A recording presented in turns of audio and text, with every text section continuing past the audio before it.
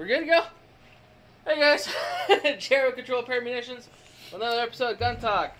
We're 7-ish. So we had a late client. Just got a couple purchases. Can't tell you. Well, you can tell you, I guess. We can't show you live on YouTube because YouTube sucks. But bought a couple handguns, which is cool. And I had to order some stuff for him. And I got to remind myself to order some more stuff after this.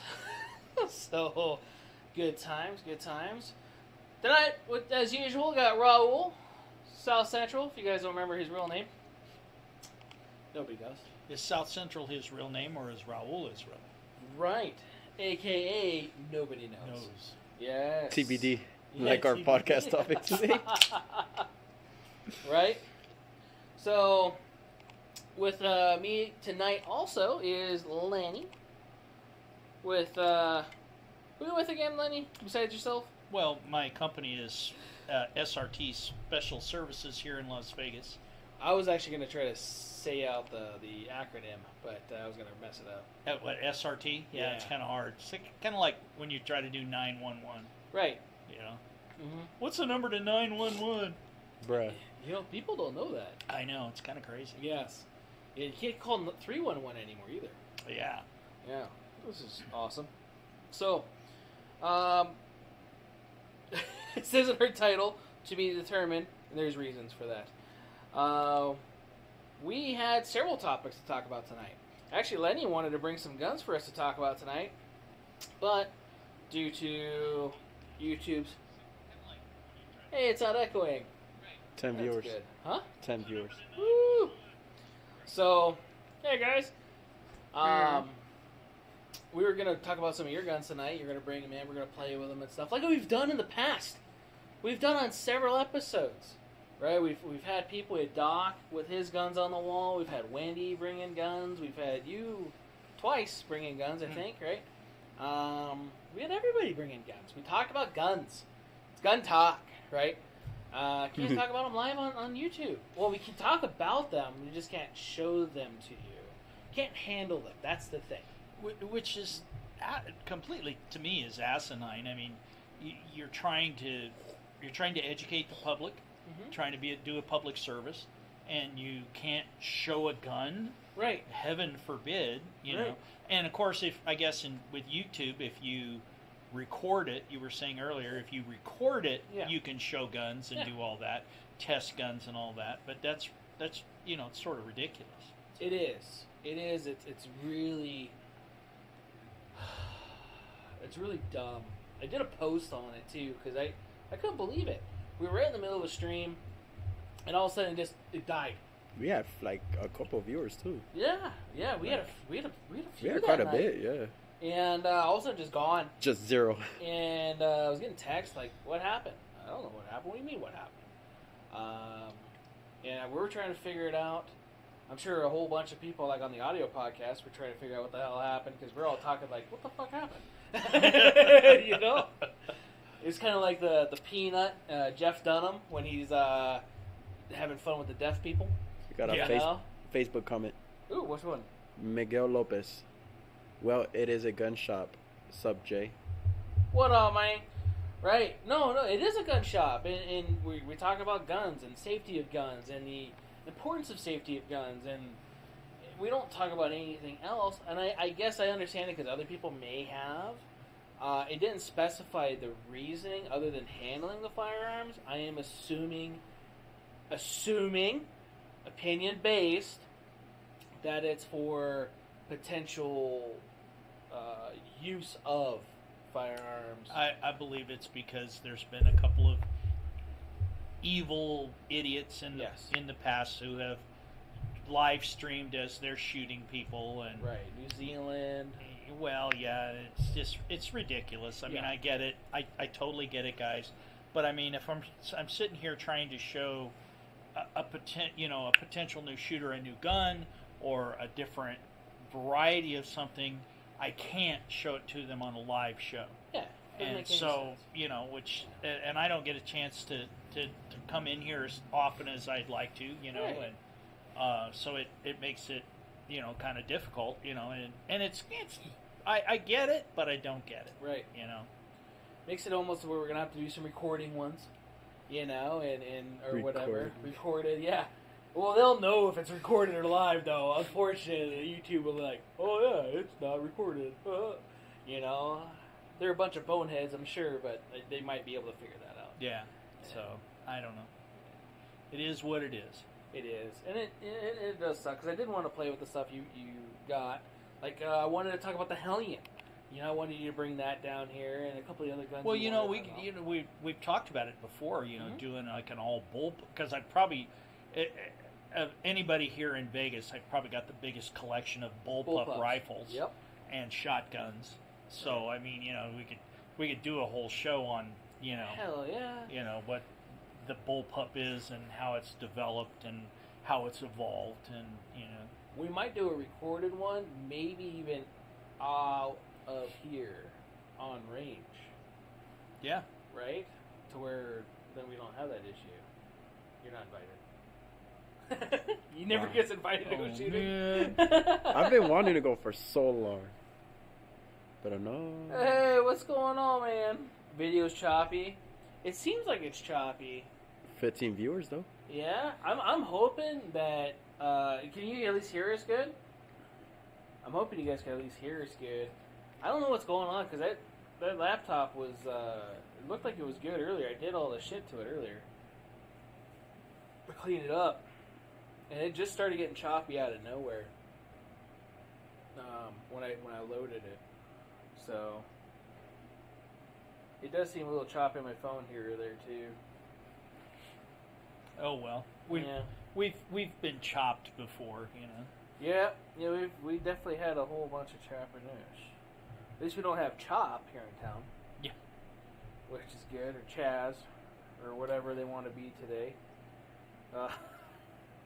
You know, they try to tend to stay in the Northwest. Yeah. Speaking of, you were saying we have special viewers from up Northwest. Yeah, well, yeah, we've got the McPherson family in Canby, Oregon. Oh, Adam and Mackenzie, who are tuning in. Nice. So. Hello. Look at that. See, special shout out to them. Yeah. Nice.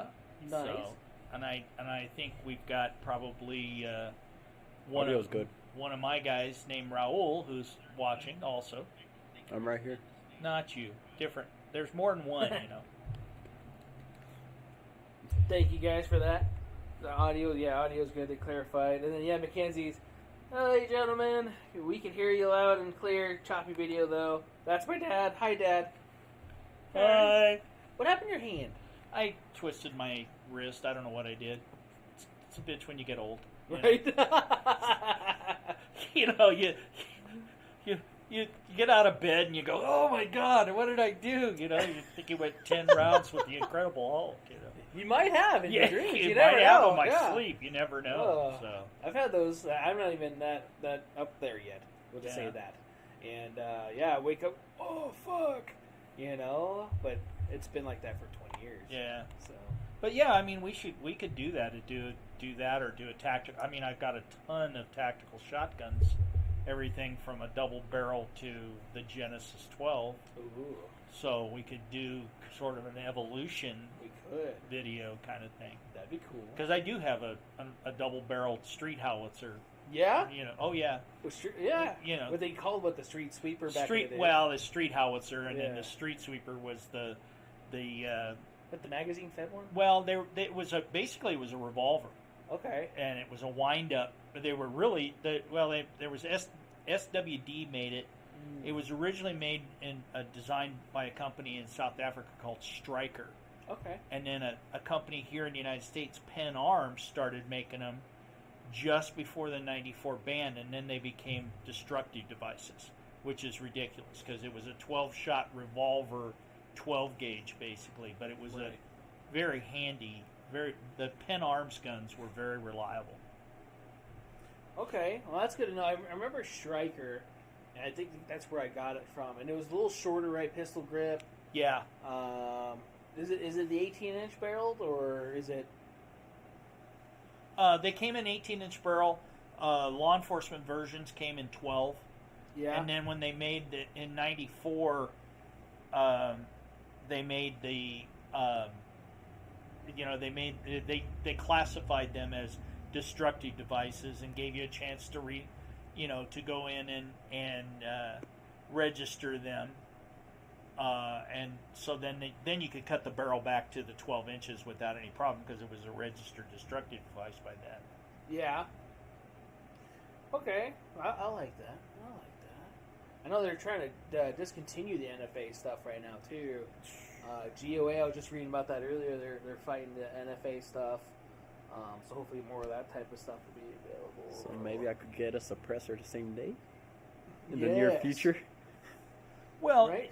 It's really weird when you look at different things between, say, us and Europe. In Europe, a bolt-action gun to hunt, you have to have, in most places, you have to have a suppressor. You can walk into a store and buy a suppressor. And walk out with it and walk out. Mm-hmm. It's like you'd walk in here and buy a magazine. Bruh. Where here, oh my God, it's and of course a lot of the congressional people, they have their whole mind. It's the suppressors work like a Hollywood, absolutely silent gun. Bullshit. Yeah, which is it still makes some noise. Yeah. Fairly loud too. Oh, yes. The video's just smoothed out, according to my daughter. Yeah, it did. So. Oh, did it? It looks a lot better. 19 viewers too. Woo, look at that. 19, man. We're that. Can we have 20? Here's 20. Yeah, but I mean, it's the typical thing. There's going to be. That's why this election was so important, because there's going to be a lot of things that could come down that. I mean, you look at, there's and it may pass in Oregon, a bill that basically is going to make it almost impossible for a civilian to get a gun, right? To buy a gun. I mean, it's ridiculous. You're going to have to go through a background, and then you have to go through a certified training class, and then somebody has to issue a permit. So somebody from the local law enforcement's got to say, okay, well, he's okay to have a permit, so you can have a permit. And then you could go buy a gun, but you can't have anything more than 10 rounds. Mm-hmm. Typical like Californicating everything. And I agree that there needs to be background checks and that kind of thing, but it's also absolutely ridiculous. How many times have we had the discussion about the private sale law here in Las Vegas, or here in Nevada, period, where, you're running the gun, you're running the person, but you're not running the gun. Oh. So how many times has somebody come in and gone, oh, I want to buy this gun from this guy, and nobody's running the gun to see if it's stolen. Right, if it's hot, if it's whatever. Yeah. And you can't even trust, there's hotguns.net or .com, if I remember right. You could check serial numbers there. And that's not 100%. Right. The only real way would be a law enforcement scanning and or check, which the only way we do it is when we do our consignments. That takes 30 days. Yeah, and to me, you walk in here, I've got a CCW, so you're not going to... If I bought a gun directly from you out of your inventory, mm-hmm. I don't have to wait for a background check or anything. Not I fill here in a the state of Nevada. Yeah. Here in Nevada. Yeah, that's true. One of the still sort of free states. Right. So I don't have to do that. We're turning red right now. Yeah, well, hopefully. Yeah. We'll see. In a couple days. Yeah. But I mean, the bottom line is, the whole thing is, if you're going to do that, why can't you just come in, hey, I've got my CCW, okay, I'm going to buy this gun from this guy. Okay, fine, sir. Let me see the gun. Right. And you're doing the same thing with a background check. They could run the gun the same time they're running a human being. They're taking the time. The same system, the NCIC, is where stolen guns are entered into. So instead of running the person, because the person has a CCW from Nevada, mm-hmm. then run the gun. And how many stolen guns are you going to get off the street? How many guys who are in possession of stolen guns are you going to end up arresting? Who are trying to sell them? Right. And sometimes, and in most cases, some people don't even know they're in possession of Absolutely. said firearm. It happened to me a couple of years ago, and I had bought a gun off of a guy off Craigslist before the ban came through, and it ended up being a hot gun, and it was recovered, and I'm out the money, so it is what it is. But the guy was a very legitimate guy. It wasn't somebody I didn't get he wasn't some guy that walked in the door and wanted to sell me a Christmas tree or anything. But Hey, we got a Christmas tree tonight. Yeah. It's on fire. Because you can see it. It's on frame. Is it on? Look. Is it on frame? Hey, we got a Christmas tree tonight. But yeah, so I mean, the laws are there, but they're not necessarily the way they should be. I don't believe. No, yeah. When that law came out, I understand some parts to the law, which I would like it if they changed it a lot. Such as before, private party laws were really convenient, but to the point of sometimes it may be too convenient because you didn't have to get checked. Right. It didn't really matter. So yeah, in some cases, yeah, a lot of people. Well, not a lot, but I'm sure there were some unlawful people in possession of said guns. Oh, absolutely. People from out of state that were not allowed to have possession of those guns, and so on. Which, okay, it's still stupid. Second Amendment's a right, and we should not have to deal with that anyway. I mean, again, within the legal sense of it, right? And I would like to say every state should be the same. It'd make it nice. It would be, yeah. And it's like CCWs, though. I mean, there should be a national reciprocity because you have national driver's license reciprocities. Right. I can drive in every state in the country with my Nevada driver's license, but with my Nevada CCW, I can't carry 30 miles away in California. Right. Bullshit. Right. So, and in all technicality, you could do more harm with a vehicle than you can with said firearm. Yep. And no matter what the magazine capacity is. So,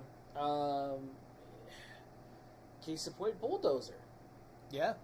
Bulldozer, now, he was targeting certain things and nobody got hurt. He wasn't trying to hurt anybody. He was trying to make a point, right? But that vehicle was designed to remove whatever. Look at the terrorist attacks in using a vehicle in all over the world. Mm-hmm. I mean, it's the easiest thing to do: get a bus or a truck and drive through a whole crowd of people. Right. But oh, heaven forbid we can't. And they don't blame the car manufacturer, and they don't say, oh, let's ban cars because that terrible assault weapon truck. 25 viewers. Nice. And so those things are kind of pains in the butt. Yeah. Yeah, no, dude, I definitely agree with you there.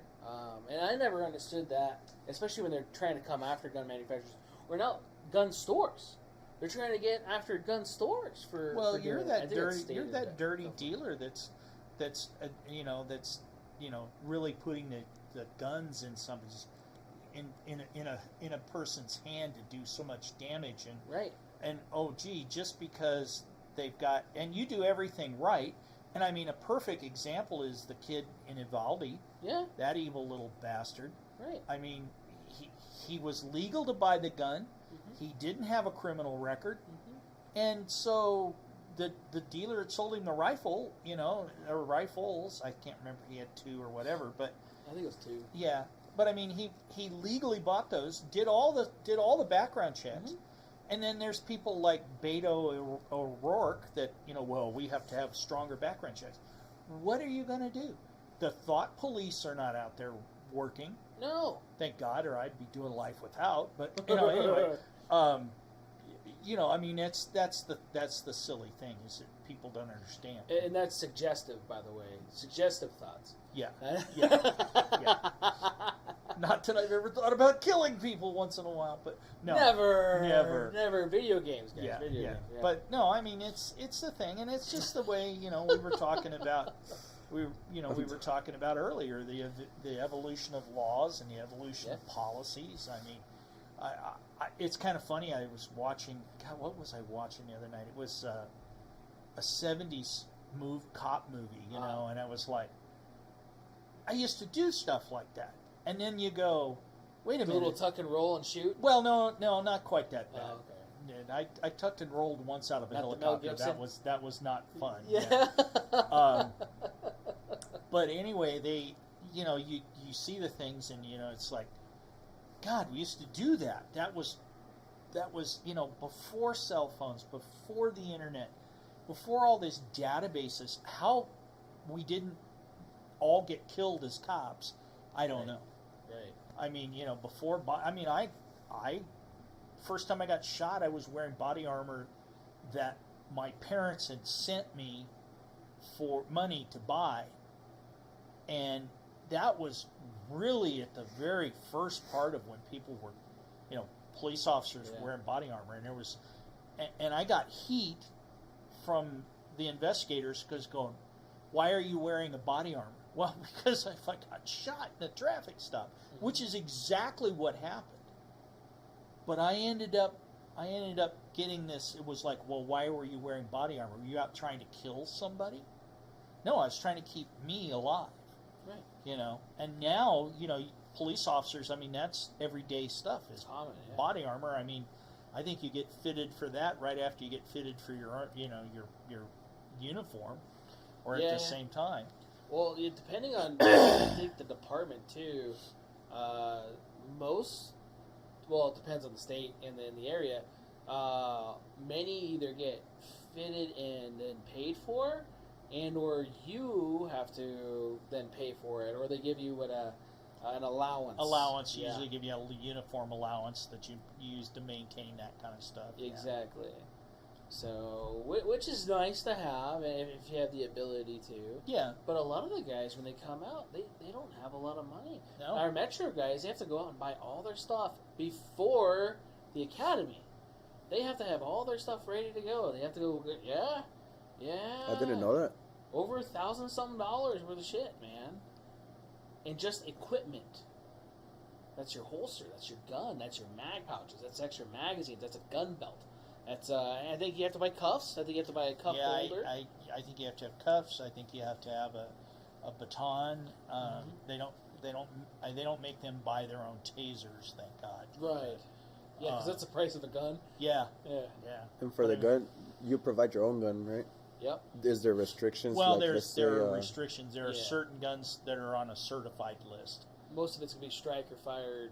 So what if it's an approved gun, but like the upgrades or the attachment? Is there restrictions on attachments? Yes, there's restrictions on attachments. Flashlight and or night sights are approved. Depending on the optic, you can only have Leopold or Trijicon, maybe. Trijicon. I don't even know if they put the Romeo 1 Pro on there, because Romeo 1 was on there.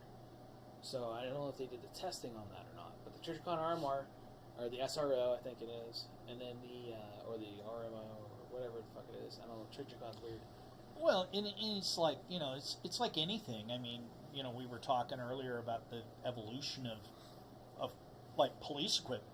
Right. Okay, I mean, for decades, when I first came in, 38 revolver, a Model 10, 4-inch Model 10 Smith & Wesson, or a 4-inch, Colt official police, that was pretty much every cop in America carried those.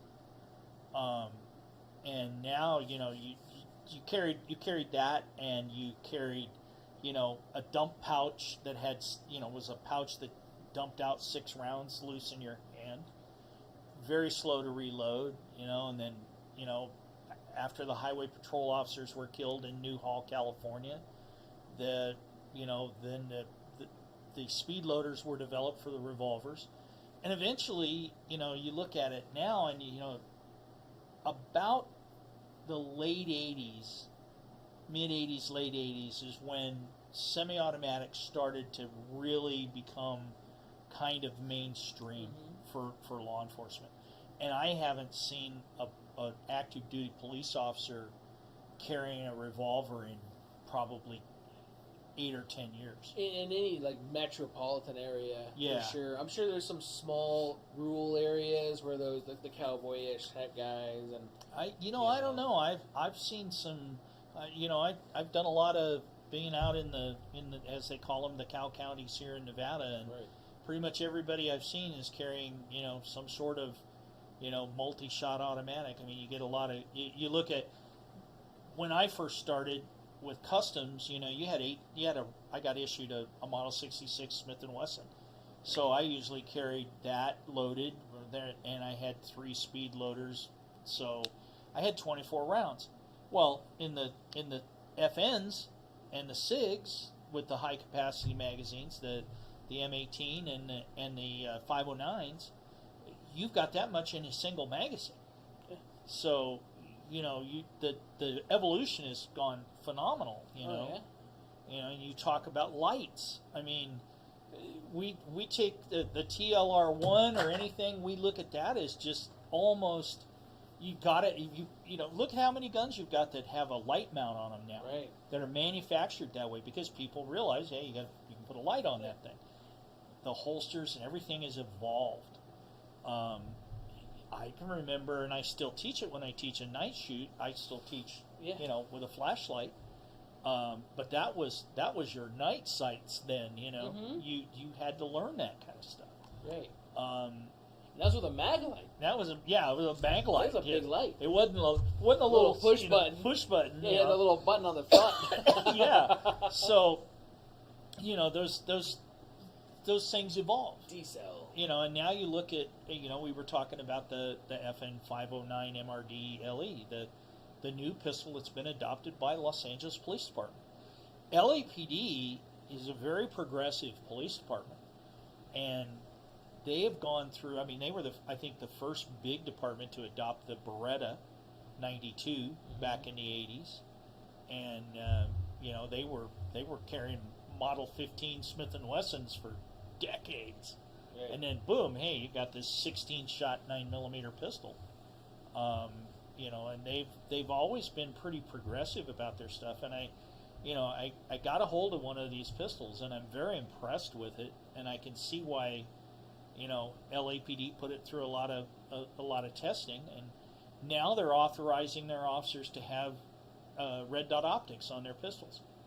So that's something I just didn't think I would ever see in a law enforcement, in a regular law enforcement officer's holster. Yeah.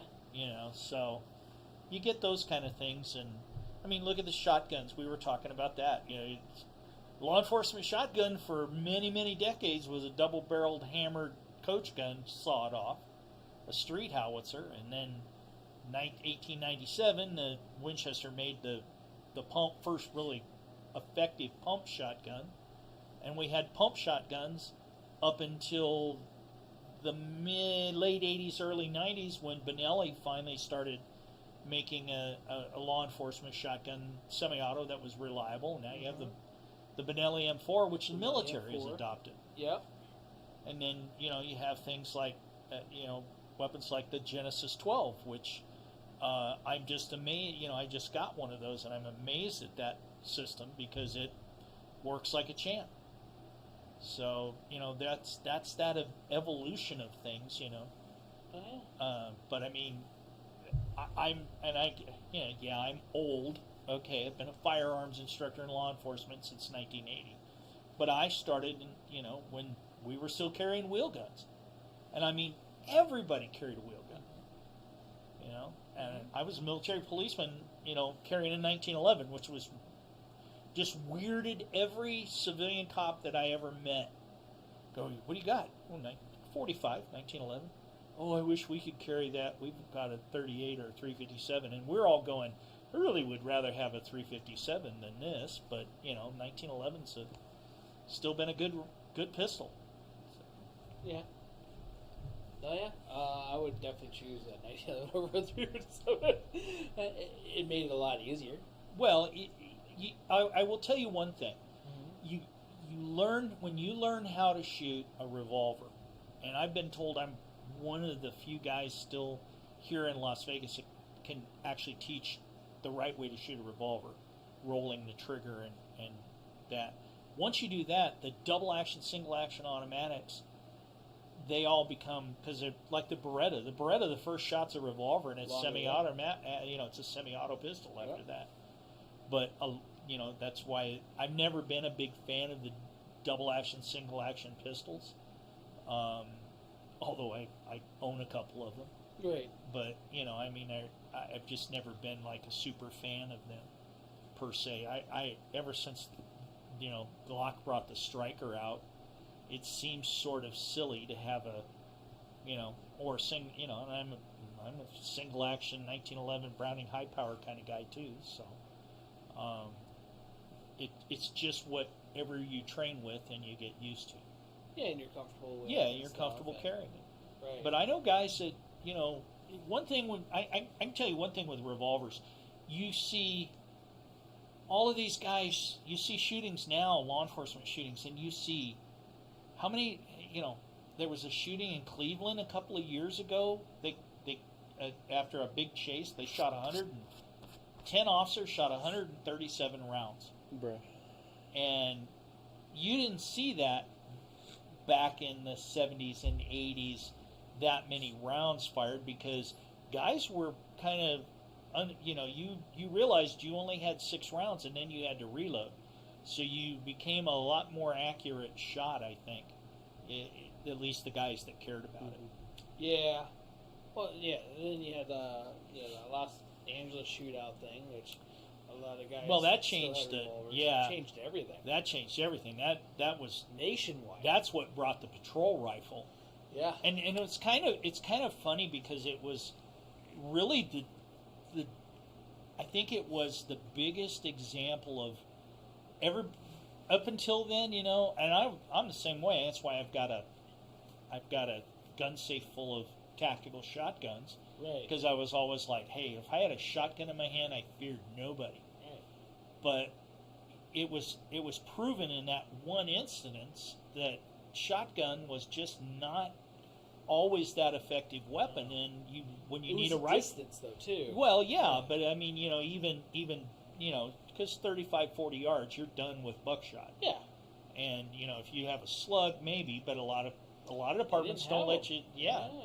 So I mean, that brought the patrol rifle now, and now you see everybody with patrol rifles.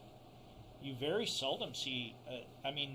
Shotguns. I'm not saying the shotgun is dead for law enforcement. They use them with less lethal. Effective, yep.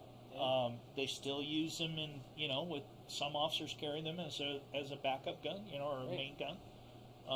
They can be a devastating weapon if you know how to use them. Right. But then you've got Remington gone. Yeah. Again. Who made the venerable 870, which I guarantee you about 90% of the police departments in this country that have shotguns in their armory are Remington 870, some variant of a Remington 870. And now they're gone. What's that going to do to the shotgun market? The law enforcement shotgun market. Mm-hmm.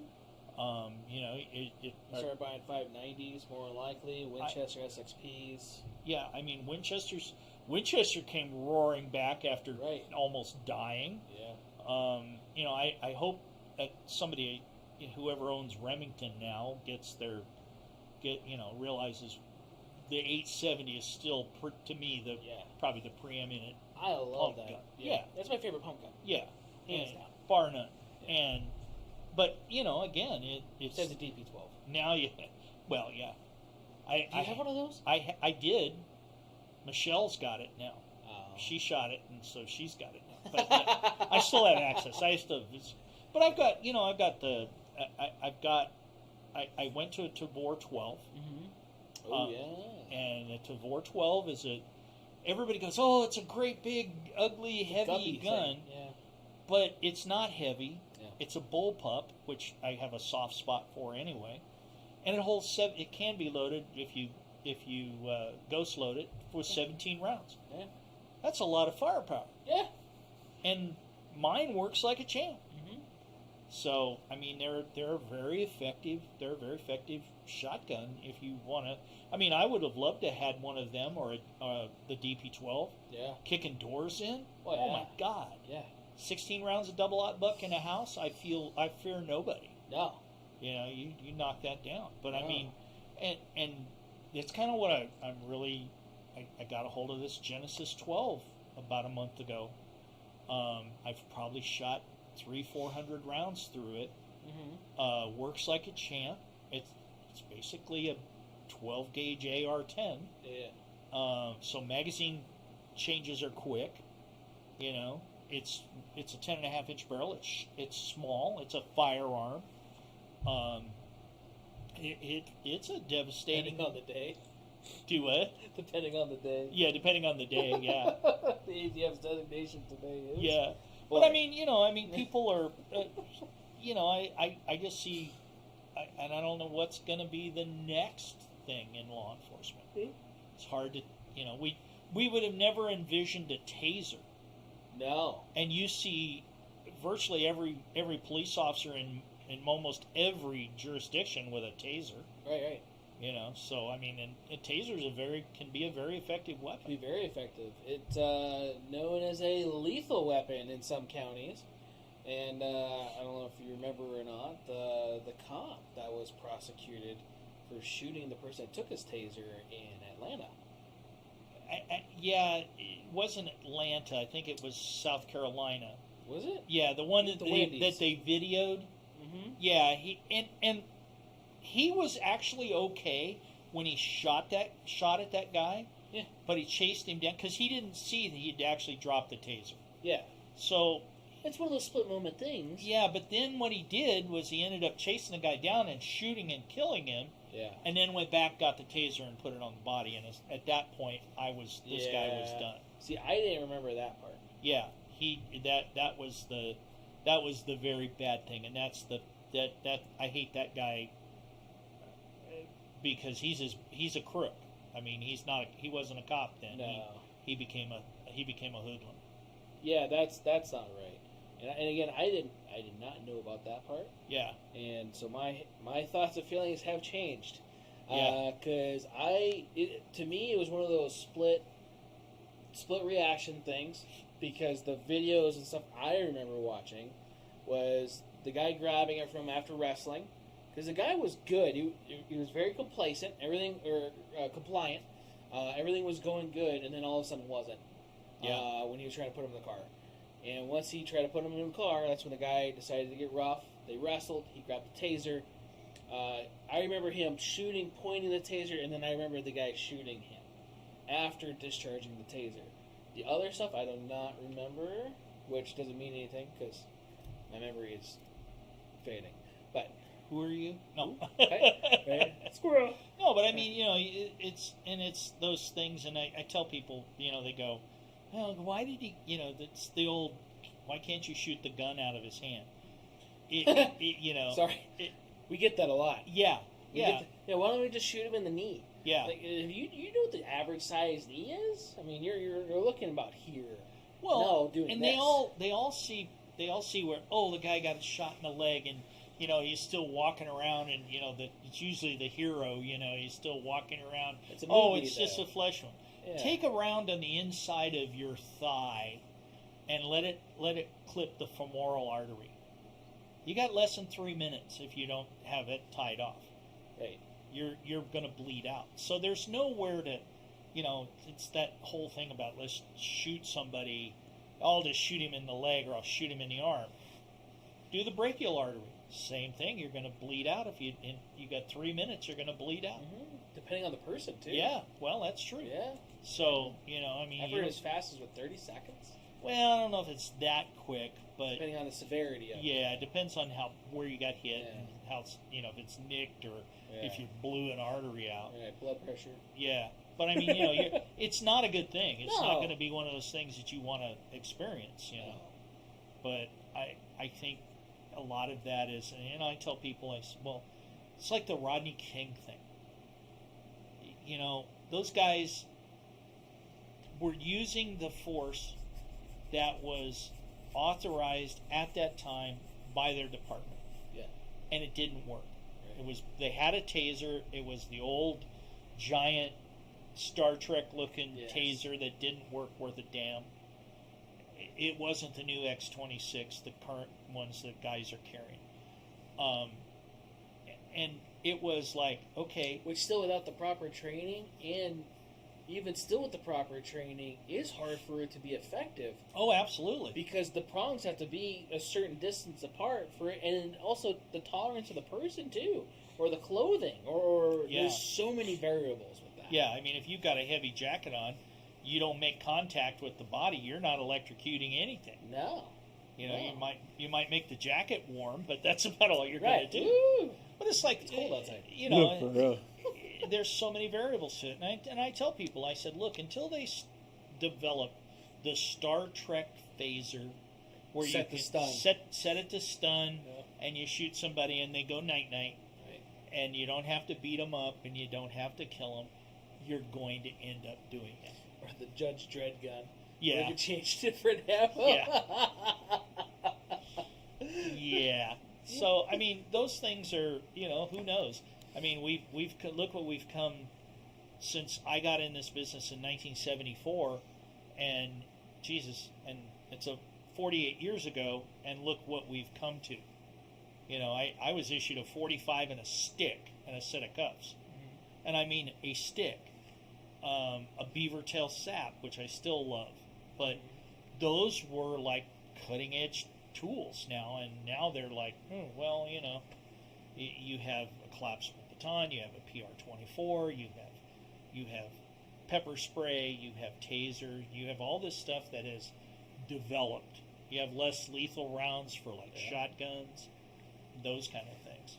They had taser rounds too for shotguns for a while. I don't know if they still use those. The X100, the problem with those rounds is they are $100 a piece. Yeah. They're very effective. Phoenix PD was the first person to shoot somebody with them, and it was very effective because you get the physical thumping of getting hit. You get the kinetic energy. Then you get a 30-second ride on the taser. Yeah.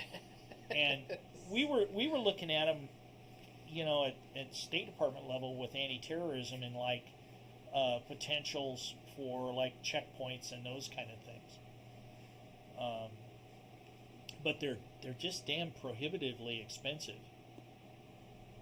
You know, and they're not you can't change the battery in them. Once they're loaded, so when the battery eventually dies, the round is no good anymore. So they kind of are expensive. I know one of my current or fellow instructors has one. It was the Mossberg version, so it came with the yellow furniture. Yeah. And I think he has like one or so rounds because it came with ammo. And he's like, yeah, I had to shoot one. Just to see what it was like. Like, what'd you hit with it? And did you hit a turkey and like char it on the side or something? Yeah. Well, how did you test that? You know? Did you get a friend to... Well, he's a Marine too, so who knows? Yeah, probably shot some guy in the barracks. Right. Hey, come here, man. Over, yeah. Like you earlier. I got a 6-pack here. You right? I give you verbal consent to shoot me. But I mean, it's those things, and that development will always be there, hopefully. Right, and yeah, technology has always been evolving. I do agree with that. Like here, our approved Metro guns have changed dramatically with even the last few years. They've allowed more firearms on the list. Before it was very stringent, mostly Glock, Smith & Wesson, certain Smith & Wesson models, and so on. Now they've opened it up to the 509. They have the 320 on there. They had Springfield on there. I don't think it's on there anymore. I know for a while they were putting the FN57 was an approved gun for a little bit. Yeah. And then that went away. I think because the ammo or something. I think the ammo was expensive, but yeah. And then also, so HK is allowed, so VP9, not the P30s because it's hammer fire. They want it all striker, but they recommend not getting a VP9 because the armors can't fix it. so they're not HK certified over there. So you have to send it to the factory or have an HK certified armor, and they want an HK certified armor to work on it, as so if it were to ever be used, they could at least have that certification stamp. Yeah, which is smart. Well, yeah, that's their risk management people getting involved in that. Right. The SCAR was also a patrol rifle. They removed it. I don't know if you knew that.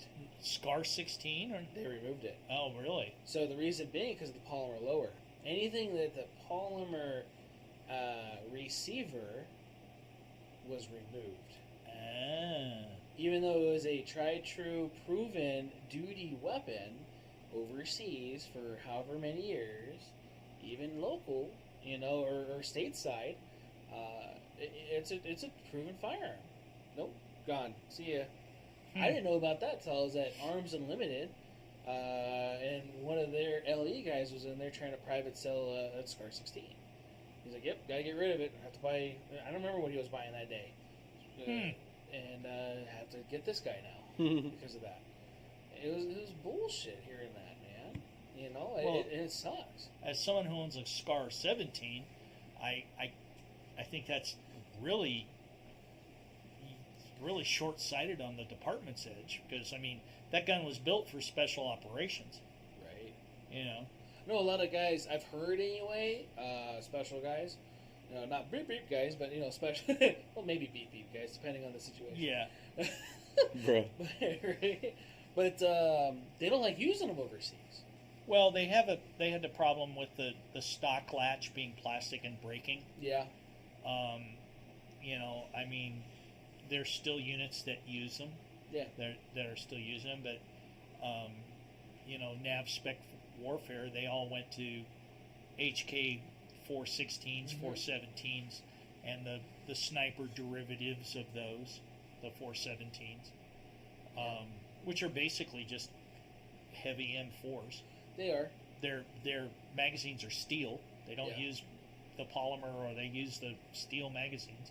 And those things, I was amazed. A friend of mine gifted me some of those, and I was really shocked at how heavy they were.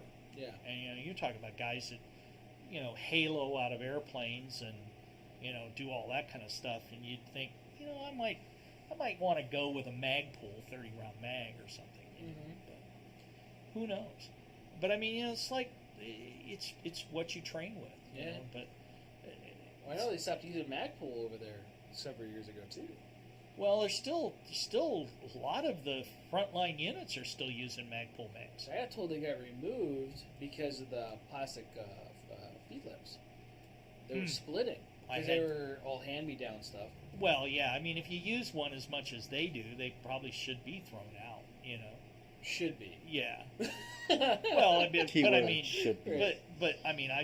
I can remember being in the military and having the 20 and 30 round aluminum mags that were all worthless as shit. Right. And then they get dented and they get dented, and you're going like, I can only put 5 rounds in my 30-round magazine, Sergeant. You just have to work with it, Yeah. And I've seen guys, take a mag apart and try to get the dents out of it, and it never works right. Yeah. But it's all about equipment. It's all that way. But if you got to take care of your stuff. But I don't know. It seems to me it's like I've always been, because I carried a Steyr AUG for 18 years. And you see this whole. I was there long enough to see this circle, because when in '87 I got selected to be one of the test guys, 30 firearms instructors, to be a test guy for an AUG for 2 years before we bought them. So I had to of course document every round we shot and all of that, and we were told to shoot the hell out of them, try to break them, and I probably had nearly 80,000 rounds to that gun when it finally broke, and then what broke was a damn roll pin came out of the charging handle. I wasn't even shooting it. One of the immigration guys, after 2003, when we became ICE, he was shooting my rifle, and he says, "Hey, I don't know where that went," and lost the spring and everything. And of course, our they wouldn't send you the parts to fix it. I needed a roll pin and a spring. Yeah. So I had to send a gun back at that time to Pennsylvania, and they didn't have anybody because Customs had all the armors for the AUGs, and they went to Customs and Border Protection, and we got the Border Patrol guys who were all M4 guys, and they basically just threw it on a pile and sent me a new one after 17 years. Nice. And I said, look, man, I've had that gun since 1987. I was the first guy to get that gun. Oh, no, it's broken. We're not going to fix anything. We're going to send it back. So what happens in early 2005, before I retire in October of 2005? They start issuing M4s. We got rid of Colt M4s to buy the AUGs. Yeah. And I mean, hundreds of them. And I mean, we had CAR 15s and full-size AR 15s. They got Birmingham Pistol Parlor got the contract. They bought all of those from Customs and paid for the AUGs for the whole country. And they sold those things like hotcakes. But we got rid of the M4 because we got a rifle that was a much better weapon system. Yeah. But they didn't. Then we got when the merger came and we became ICE, and our firearms people were the ex-Border Patrol guys. Yeah. It was, oh well, if it ain't an M4, it isn't a good gun. Right. So, and now they've gone completely, DHS gone completely to M4s again. So, and they said, well, we couldn't put a red dot sight on it. And the international sales rep for law enforcement and military is Ernst Derl. He is the guy who gave me my class in 1987. I see him almost every year at SHOT Show here. And I told him, I said, hey, he asked me, he said, why did these guys get rid of the AEGs? And I said, because you couldn't put a red dot sight on it. And he said, well, we would have swapped them out for the new flat top receivers if all they had to do was say yes. They would have given them brand new guns. Yeah. But, oh no, they couldn't have that. So they took probably one of the best rifles they ever could have had and got rid of it. But that's why I have two of them now. So. No, yeah. So I wouldn't want to buy an AUG. Which reminds me, I have 2 AUG magazines. The back with your name on it. Oh, okay. Right. So we'll have to talk about that after the show. Yeah. Because I've been meaning to see you, and I haven't seen you in forever. I know. I think the last time I saw you is the last time I did the show. Yeah. So we just keep on missing each other. Well, you don't come to work until like in the evenings. Right. Well, I know it's like almost bedtime for you, but wow. Wow. That's why Greg's only allowed to work here for so long. He's gonna go yeah, take a Greg's nap. got to have a nap. I walked in today and he looked at me and kind of thought like he'd seen a ghost. Right. I said I had to come in or else I figured you guys were going to put me on a milk carton. It was random too when he called. He goes, "Hey, I'm Mr. Davis here. He wants to be on the podcast tonight. Is that okay?" Yeah. Well, I asked him. I said, "Hey, I said Thursday night. Oh, it's Thursday night. Is he doing a podcast?" I said, "Yeah." Well, tell him if he's short of somebody, I'm at home tonight. So yeah. Always welcome on. Now I'm here. Right. So. Right. It was a random thing. Hey, what's going on, man? So yeah, it was a random thing. It was not a phone call I expected, which is fine. But it was one of those. Yeah. This is what you called? Well, we were just we were getting ready to leave the store, and I said, hey, he was doing the podcast. Yeah. I said, well, tell him if he needs somebody. I'm just gonna, because I'm actually gonna take a 3-day weekend off. We close the office for tomorrow for Veterans Day. And thank you for all your veterans for all your service. Right, yeah, that's right. Tomorrow's Veterans Day. Thank you, guys. Thank you, Greg. Thank you. Yeah, right. All the vets out there, not just Greg. He's not watching. He's in bed already. So and if Manny's watching, it's the Marine Corps birthday. Today is Marine. Oh God, I forgot to tell everybody happy birthday. Happy birthday to all you devil dogs. Happy birthday. That's right. I usually get that today. I don't know where my mind is. Because it's the day before Veterans Day. Yep. Did I tell you I I never remembered when Veterans Day was until I got my first speeding ticket. What the fuck? So I got my first speeding ticket on my way back from Montana. A long time ago, went to Montana, dropped off a dog, then drove back. Fun weekend. So, driving back in a car with no cruise control. So I had to do the foot center console thing. And the car couldn't get out of its own fucking way. So I had to speed to go downhill to go up the other side. Right? And that was the thing. I had to go 90-something to go 30. And which isn't a good excuse when you get pulled over. I found out later. I actually got pulled over twice that day. So, got pulled over in Utah by an undercover cop. So, he's doing the illegal U-turn in the giant dirt median, where there's no, unless authorized personnel. He is also in a Crown Vic that's all blacked out. And, it has 20 million fucking antennas on it. You know? So, I was like, I wonder who that is. 65, pegged. Done. You know, so I won't get pulled over. Sure as shit, I pass him doing 65. He pulls me over. And he goes, you know, I pulled you over. No, I don't know why you pulled me over. Well, you were speeding. It's odd, because I knew exactly who you were. I was going 65. I made sure of it. You know, and he just did his little routine, checked and everything. That's also the day I found out that in Nevada, you have to register your car on the day. Because coming from California, it was the month. I had no idea. He goes, you know that your registration's late by 2 weeks? The fuck is that the end of September? Whatever it was. Yeah. And that's how it was, you know? And he's like, no, it expired a couple weeks ago. Like, bullshit. And he showed me, like, I am sorry, officer. I will take care of that. And he let me go with a warning. Next guy wasn't so nice. It was in Logandale. And coming down, and then going back up, and get pulled over. He's like, do you know how fast you're going?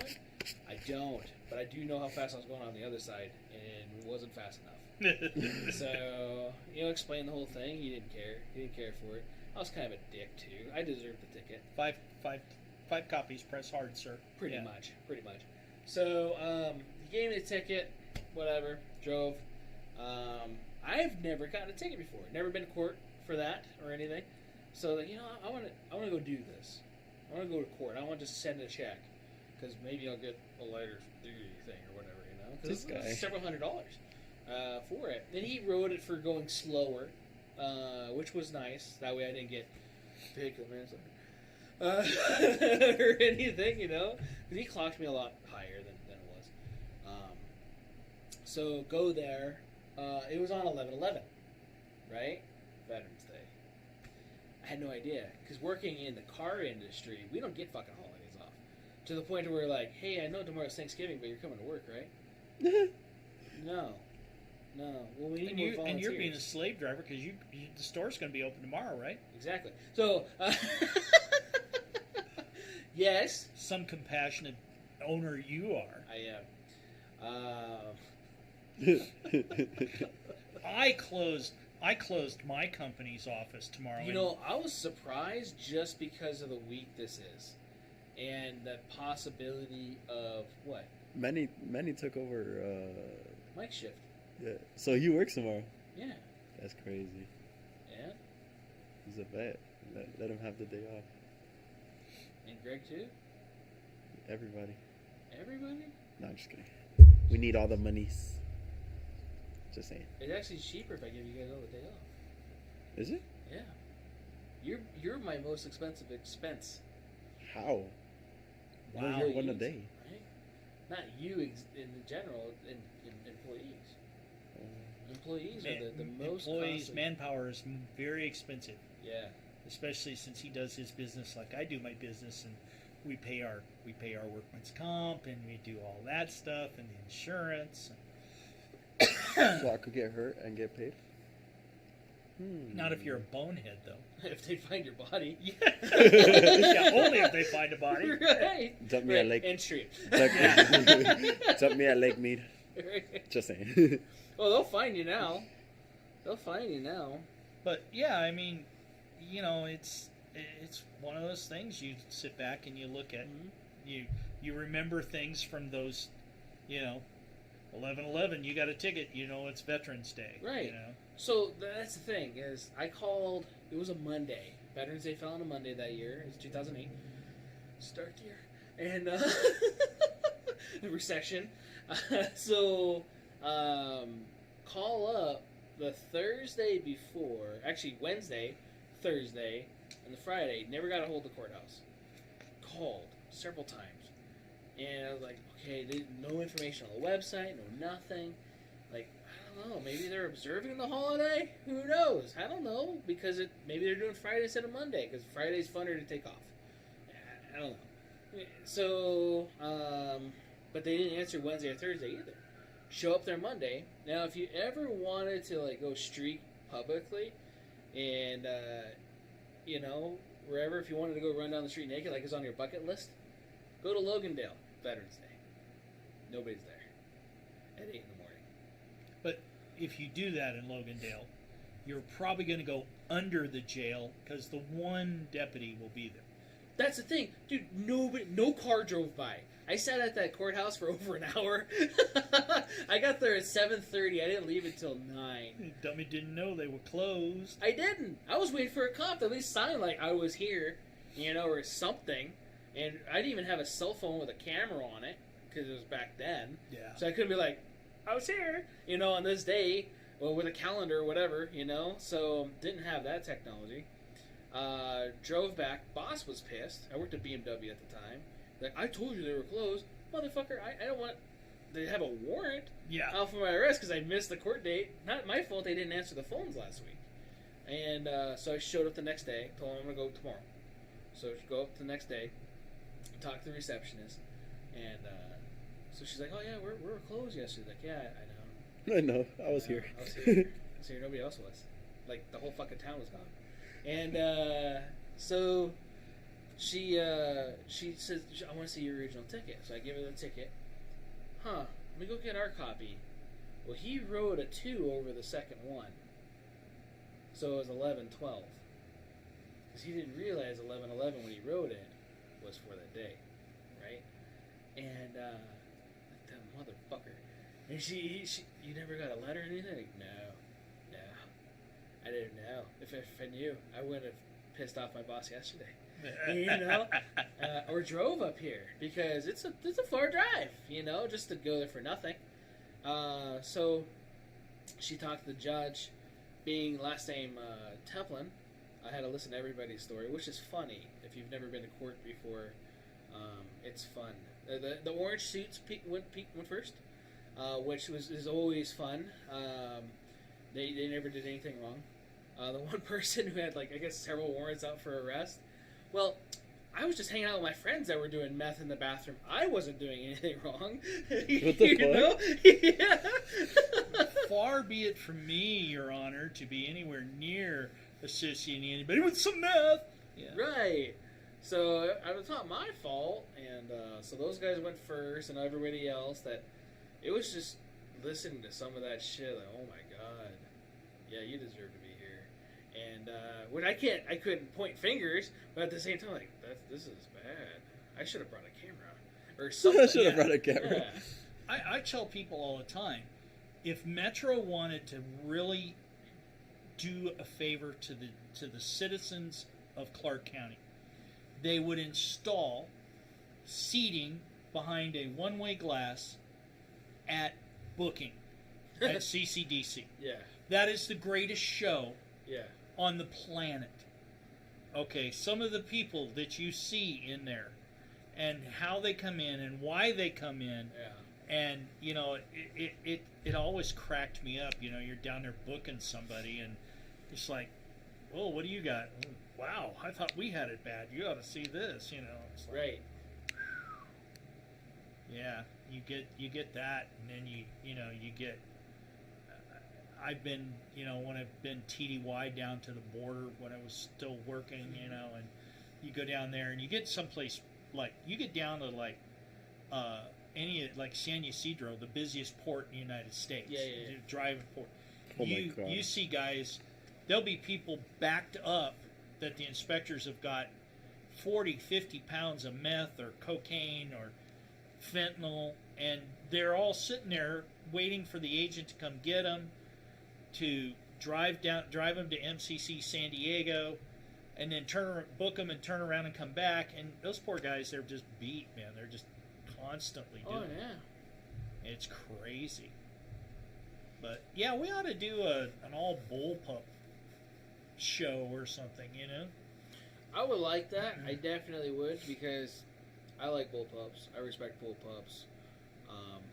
I've heard mixed things about certain bullpups, and never. Well, they all have their different quirks. Yeah. They're all different, and everybody. The biggest thing is everybody goes, well, it's not an M4. Well, no, it's not an M4.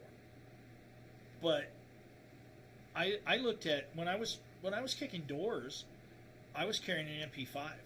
Ooh. Yeah. Okay. I want to buy one. And then when I'm carrying an MP5 with the stock extended, it's the same length as a 16-inch barrel Steyr AUGP model that I had. Mm. And I'd rather be able to shoot that with a much better ballistically cartridge and a much better range. Right. And we did a search warrant on a big plant down in LA, and we hit the plant floor, and there was a guy at the other end of the plant, and he wasn't even all the way at the other end of the plant. He was about 3/4 of the way across there.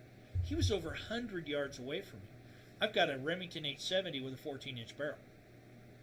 I don't have a chance, a hoot in hell, if he opened up on me with a rifle or even a pistol caliber carbine. Yeah. I don't have a hoot in hell of defending myself with a 12-gauge double-aught buck at 100 yards. Mm-hmm. No. You know, I mean, it's just ridiculous. So, I mean, I started carrying the AUG, and it took a while to get it approved for urban entry, because the myth was the 5.56. You know, it shoots through schools. You know, Right. it's going to go through your, it'll go through your vest, and it'll go through you. Blow your lung out. And it'll blow your lung out, kid. And we did testing, and the National Firearms guys did testing, and it was. Did we go off the air? Just frequent buffering. Okay, Oh. we're good. It's really just this here. It looks like it's running. Oh, it paused on here. Fuck. Yeah, because it paused over there too. Yeah. Are we out? Did it kick us off? We got the 18 line? viewers still. Yeah. Some of it's Facebook. Can you hear us still? Oh, hey, there we're still. Oh, there we're back. Hola. Back. Okay. It moved for a second. No? Viewers are going down. 16. Yeah, it's YouTube now. It's on 16. Dirty bastards! You're cutting us off. Right? You're talking about stuff that shouldn't be talked about. I don't know. Who knows? It's hurting somebody's feelings. Oh no! Oh no! Nobody that I called that said, "Hey, I'm going to be on," and they go, "Oh, I'm going to watch." Nobody I called, their feelings aren't that hurt. Right. So, I like how you got to do that. I do have a question on YouTube if anybody's still watching. I haven't even had YouTube comments at all. Really? And I have it on multi-stream. YouTube comments, dude. What the fuck? Oh, I get told it's still good, so I guess it's just probably here. But it has dropped off of YouTube, people. So, Danielle is asking, hey Lenny, what do you think is going to happen with Nevada after this election? Meaning, guns and gun laws. What the fuck? Not you. Hold on a second. Best adult dating site? What the shit box? Is that what? Bruh. Report. According to my greatest fan in Canby, Oregon, the audio's back, the video's back, but it's choppy. Yeah. They're like, should we kick him out? Nah, we'll give him a chance. Right, maybe. Sorry, I've been thrown out of better places than this. I'm reporting the bot that just came in and was putting adult website shit on there. So I mean, what is Danielle's question?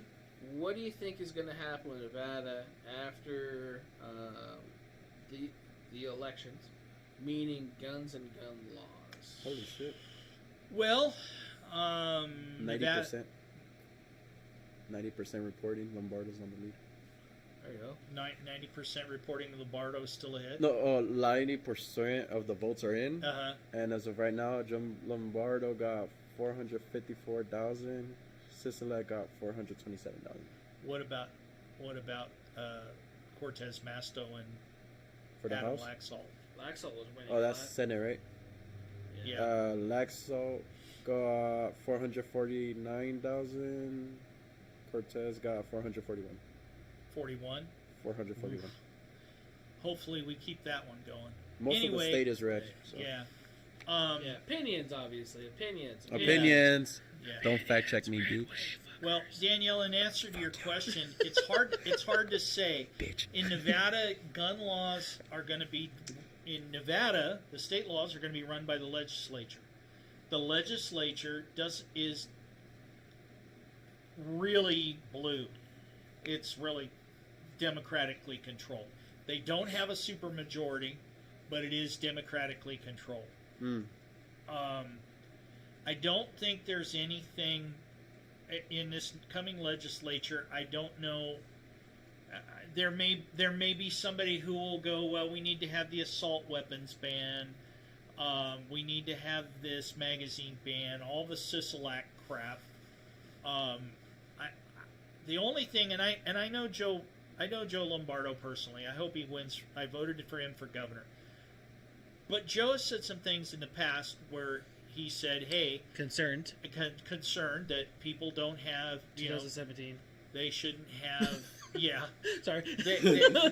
After the October 1st shooting, he said he didn't believe that people other than law enforcement needed anything more than high standard capacity magazines. Mm-hmm. I'm sorry, Joe. You know as well as I do, when seconds count, the police are minutes away. Right.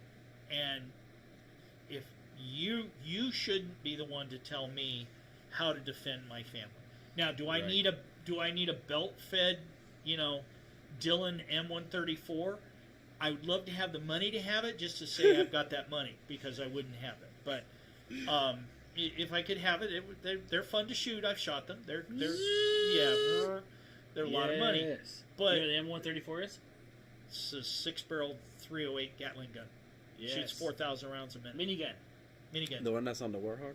No, that's a whole different. No, that's same style. That's but a Gao. That's a Gao 8, I believe, and that shoots 30 millimeter rounds at 4,000 rounds a minute. Yeah. But anyway, back to Danielle's question. I'm hoping that we take at least the House on the national level, because they are the ones who control the purse strings, and I know that with the Bruin decision in the Supreme Court that says only Congress can make laws and not agencies, i.e., there are several things that are going on with ATF, i.e., the arm brace BS. Oh my God. The rare breed forced reset trigger. They're making a determination that's contrary to law, and they're making law, basically. And the Bruin decision in the Supreme Court says they can't do that. So hopefully we'll control Congress, and they'll rein them in a little bit with their budgets. But with that being said, there has been a lot of even the red vote going against the 2A community as well in several states. In previous things, whether that's funding for campaign reasonings or whatever it is, obviously speculation, but just saying that it has happened, and several states have had representatives vote towards more gun legislation, again, being whatever it was. So they're not everybody says that Republicans are only one-minded, or we're only out for ourselves, and then we're all about guns and whatever it is, and it's not true. We want guns. We want freedom. We want to be protected. I don't think we're asking much, like you said, seconds can be the difference between life or death. And I'm sorry, I'm not waiting. You know. Well, and I have to say, Just like everybody your shirt. goes, "Oh, Yeah, AR." this is all faster than Yeah. 911. Yeah. I wear this for reasons. Everybody goes, "Oh well, nobody needs an like, especially the commander and the poster boy for dementia For hospice. Yeah. Opinion. My opinion, strictly my opinion, folks. Right. But he says, "Oh, nobody needs an AR-15 to defend themselves." There's been several cases. AR-15 is a very easy rifle to shoot. It's a very effective tool. A very effective tool in the fact that people can defend themselves.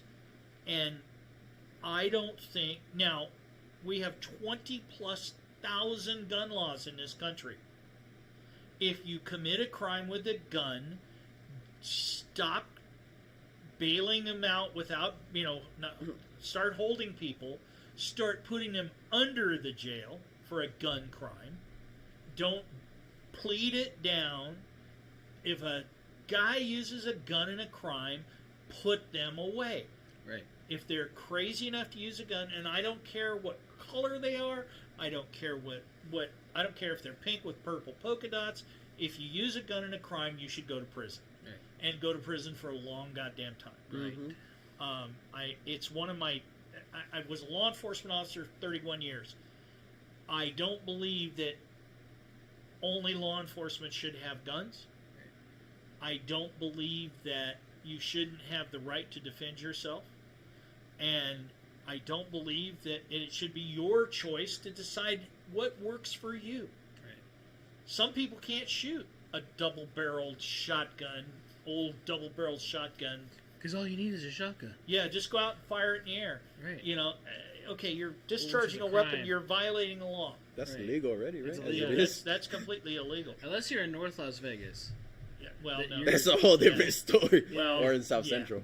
Well, you're not allowed to because it's Clark County, and then also underneath NRS statute, whatever it is. Yeah. But in North Las Vegas, they don't get called out unless somebody gets hit. But yeah, you don't. I don't believe anybody should right. be. You should be. If you think, hey, an AR-15 pistol works great, which I think is a great defensive gun. Yep. I think they're one of the best pieces of equipment a person can have. Yep. So give that person that choice. That's what we need. So I don't know, Danielle. It's hard to say. I wish I had a crystal ball and it could say that. I don't know. I think we're going to have more concerns come 2 years from now, in 2024. And I think at that point we're going to see some changes. Right. Maybe very good, maybe very bad. Right. So, and on a personal note, it appears that I have obtained a ranch in northern Nye, well, not really northern Nye County, northwest of Perot. It's a 10-acre place. Mm-hmm. We have the ability. We have some plans there to do some training. SRT is going to put a sub-office out there with the approval of the Private Investigator Licensing Board. Once we get everything done, we have to do that. But we will have training facility out there. I think we are going to. We have a Munition training building to do that. So we will be able to do entry classes. So there'll be good things coming in the next year. No, that's going to be really good, especially for those who've never done that or have had your adrenaline pumped while shooting. It's a whole nother ball game. Paper targets don't move unless it's windy. And then even in that case, they don't shoot back. They don't shoot back. They don't actually move. You do not feel a presence of fear because it's paper. Maybe fear of shooting the gun because it might be your first time. Or maybe it's a huge caliber, which in that case, don't shoot it if you're not comfortable. Mm-hmm. It's meant to be pleasurable, and again, it's for your benefit, not to make it a strain. But if you've never had that type of training before, or any type of training, definitely get training. But that type of training will set a lot of stuff in your mind. It's completely different from anybody else, and you'll actually have more respect for law enforcement and military than you ever thought possible, because those guys have to deal with that stuff sometimes on a daily basis. Like our guys, they have to deal with that shit all the time here in Metro. You know, not even counting the guys overseas. But yeah, we intend to break out the curriculum a little bit. We're going to set it up different levels. Okay. We're going to for civilians who want to know how to clear their house, right? If they have to, we don't recommend it. I don't. Yeah. There's a certain large firearms training facility that's to the west of here that they were for years advocating that you clear a house by yourself. Right. I've never been there before.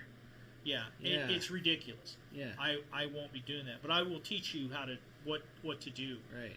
And it's an art, you know. And I mean, we do a 5-day law enforcement entry course, not a SWAT course, an entry course for like detectives and that kind of thing. When I went through that course at said place, it was funny too. We just went over not shooting anybody in the forearm because of the hardened bone and whatever else, right? So one of the assailants that I took out was in his face, right, on target paper. So it was the clearest, best course of action because he took over his chest with his forearm. So I saw arm, weapon, boom, boom, and it was center mass face. Well, you know you just murdered that guy, right? Yeah, that was point.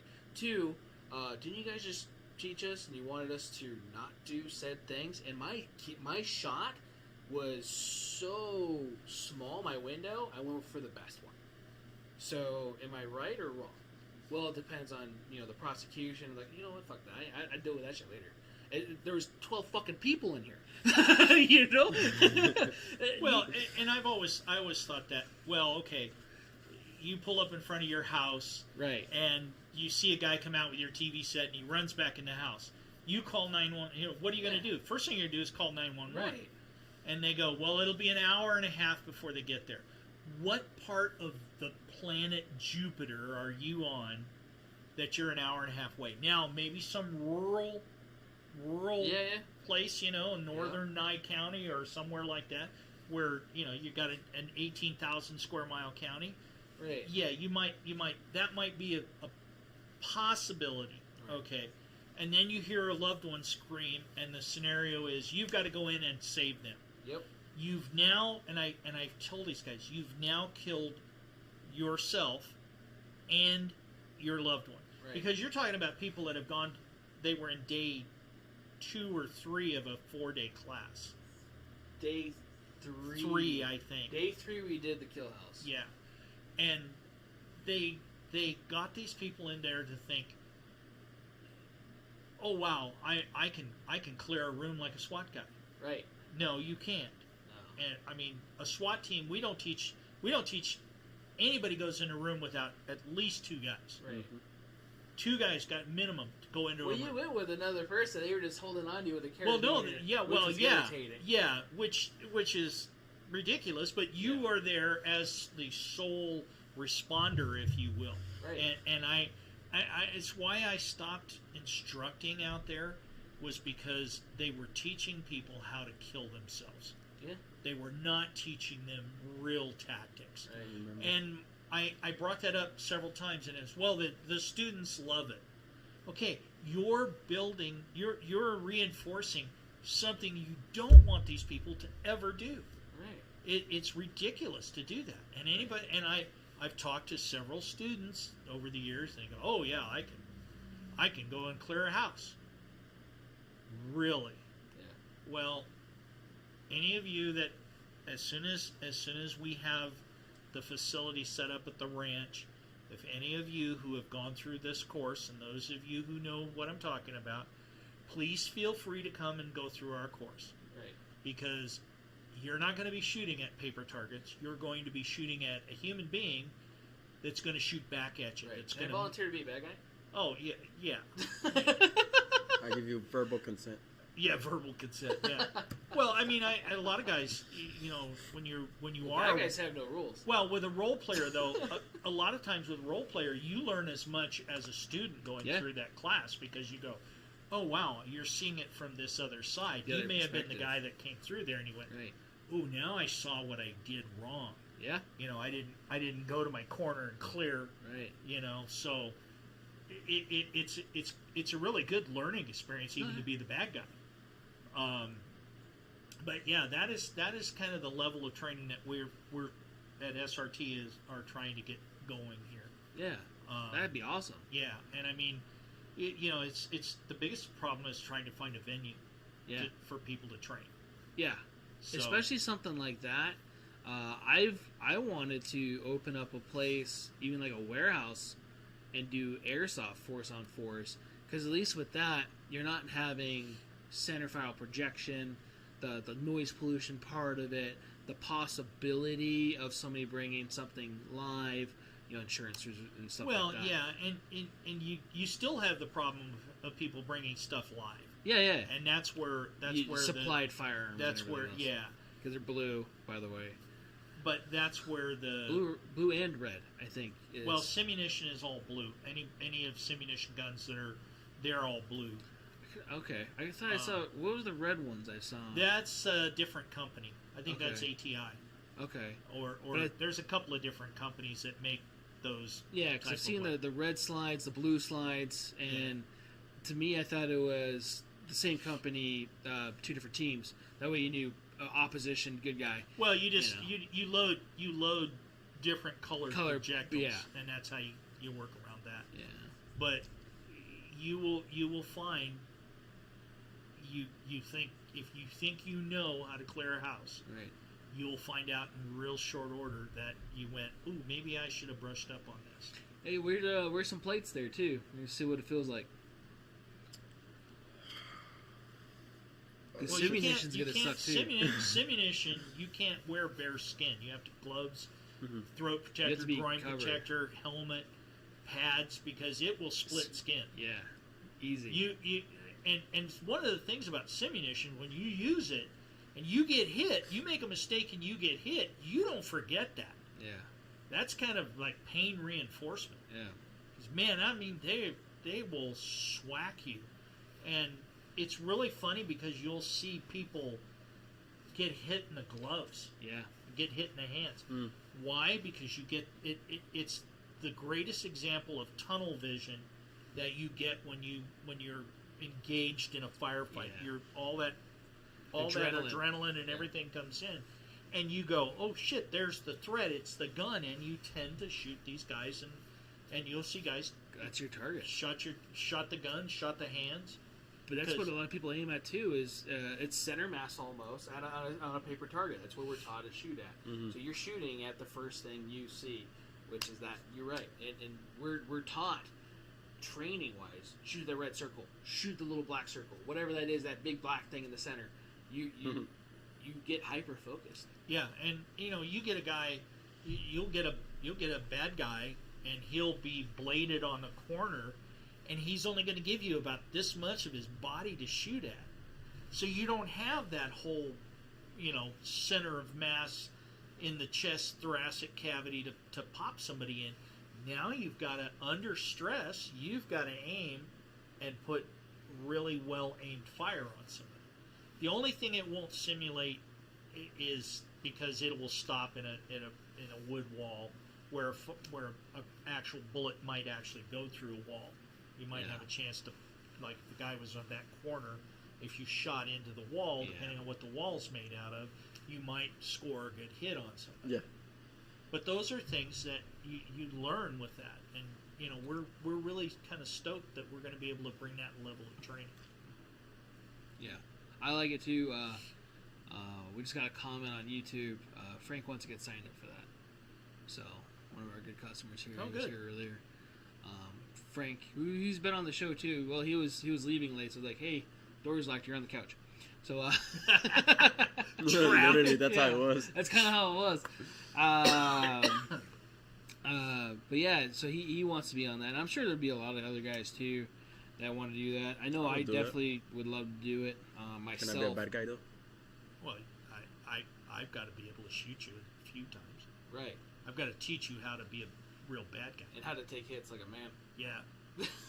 You're saying I'm a bitch? Yes. Don't wear a cup. Don't wear a cup. Wear a cup. Yeah, you wear Yeah. coin protectors. We make sure you have all the protective gear. Right.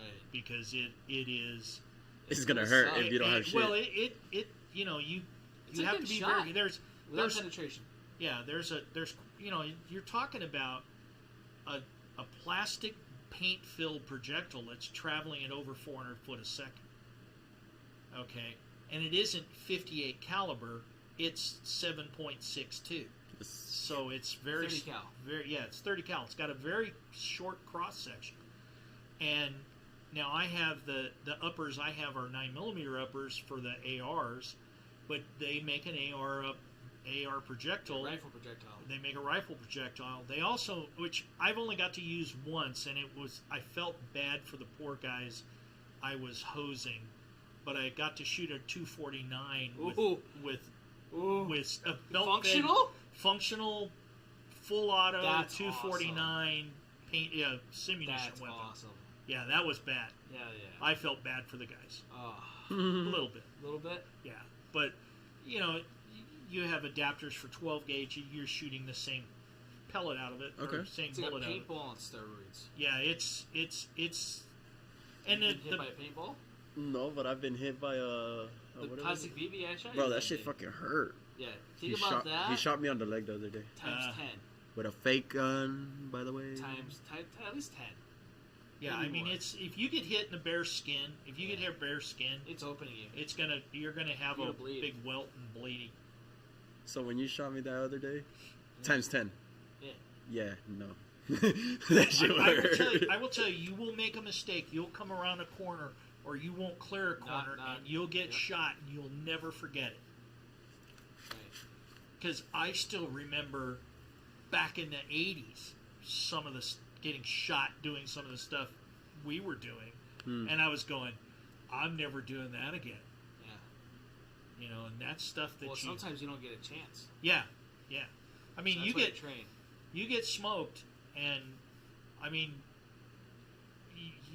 it kind of brings it to you because you'll get hit. You go to full face helmet, and you'll get hit, and there'll be this big paint splat Can't right see here, shit, yeah. and you sit there and you go, you know, I'll tell my students, you're a dead man. You just took one in the head. You were here a second ago, and now you're gone. Exactly. How do you feel? Because you made. How does Dead. that make you feel? Yeah.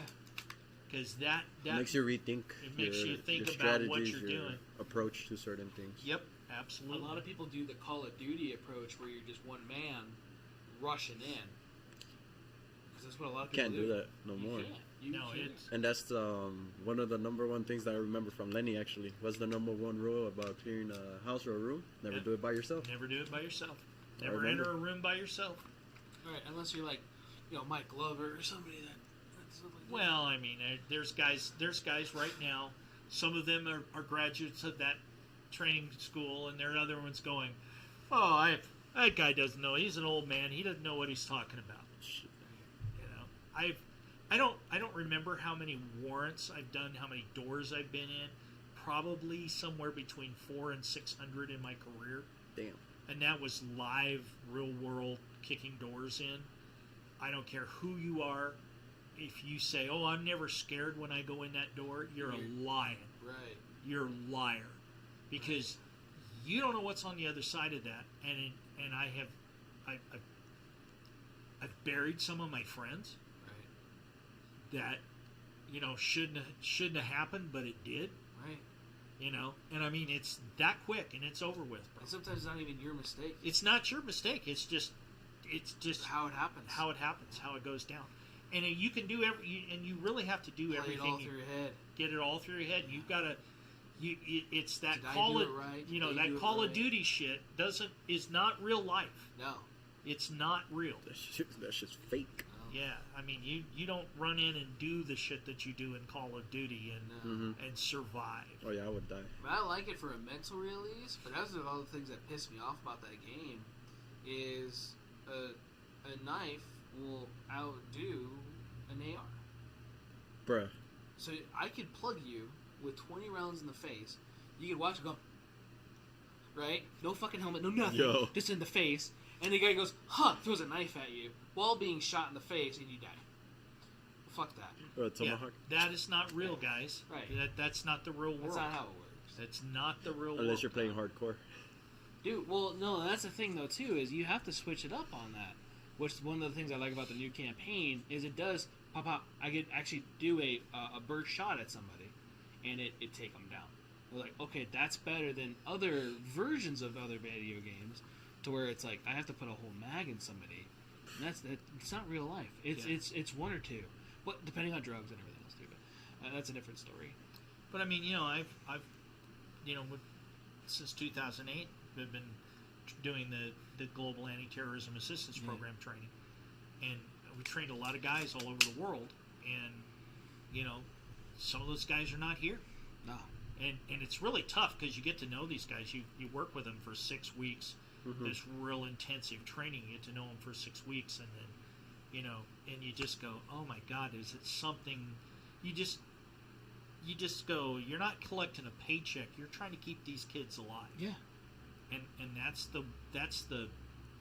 the attitude that I try to bring to all of our training is, hey, we're not here just to make money. Yeah, we're a capital company. We're going to make money, but my focus is to teach people to stay alive. Right. Because, That's the end goal. Right there. And if you train badly, you're going to perform badly. Right. Exactly. And I try to. I've gotten as the older I get, the more I realize, hey, look, that square range on the paper targets, and I see guys. It's like, I'm sorry for you guys who are IDPA shooters or those kind of things. Yes, you're very fast. You're very good 3-gun matches and all that. If you take those tactics that those guys use, how many times do you see a guy in a three-gun match reloading a gun as he's running to the next station, which is normal because you're doing timed events. Right. Those people may be great shots, but they're terrible if it was a real gunfight. Yeah. Because everything they do is tactically not sound. No. It's all about speed and hits. Yeah. Acquiring targets is faster. Yeah. Because that's what you're trained for. And actually, some guys have gone in, professional shooters, have gone in to teach guys how to acquire targets faster with their sighting. Yeah. Finger guns, by the way, YouTube. So just gotta make sure. Yeah. Da-da-da. Yeah. So you got a license for that, sir? Maybe. Ding, ding, ding, ding. Steal targets. Or you do the old SWAT thing where you're doing the knife. Right. The knife. Well, that might be. My oldest. I got to tell you this story. You'll love it. My oldest daughter. Mm-hmm. She grew up around me when I was really heavily into the SRT thing. So, I'd be talking, with guys and talking with the hands. And so in 2004, when the movie, Samuel Jackson movie, SWAT came out. Yeah. And they're in there doing that thing. Yeah. And she calls me up. She says, Dad, do all the SWAT guys do that thing you do with your hands? And I said, yeah, pretty much, honey. She says, I just thought that was something weird you did for years. Bruh. I said, no, honey, pretty much we all kind of were going through the, it's the knife hand, submachine gun. Right. But yeah, I mean that's the kind of level of training that you look at. And it's not for everybody. No. I mean, I don't believe I'm going to get a 90-year-old person to come and go through it. Although I'm getting there myself, but. Right. I mean, at the end of the day, it's not what they do. But if you ever stop learning in this business, quit because you're done. Yeah. I mean, I still attend classes. Because I wish I could attend more. Yeah, I wish I could too. I got a company to run, unfortunately. Right. But I send some of my employees to go to schools, and I don't get to go. But those are the things in this business. If you stop learning, you should stop teaching or stop, you shouldn't stop shooting or defending yourself, but you certainly should stop teaching because you're no longer trying to be a better instructor. You're not trying to better yourself. Yeah. No, I agree with that. That would be a really cool thing to do. And not just to possibly be the bad guy in that situation, but even go through it. I've been through that other course, and I did learn some stuff, but I also learned some things that were... It's like, what the fuck? Right, there was a lot of things. They offered... I got offered a job there my first time out, and which was really awkward, being like, what? I don't have background in firearm training besides taking classes, So that was awkward. So do you just offer that to anybody? Well, I got asked to come out and go through the class and right. Instructor development class, which I did. Yeah. Well, I had been a firearms instructor by then. That was 2007. 6 or 7, so I had been a firearms instructor for 20 plus years then. Yeah. And I go out there and I go, well, this is, and I attended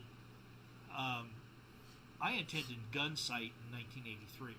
Oh, okay. And it was very much Chuck Taylor was my instructor at that time, and it was very much like a deja vu of 1983, except it was 20 years later.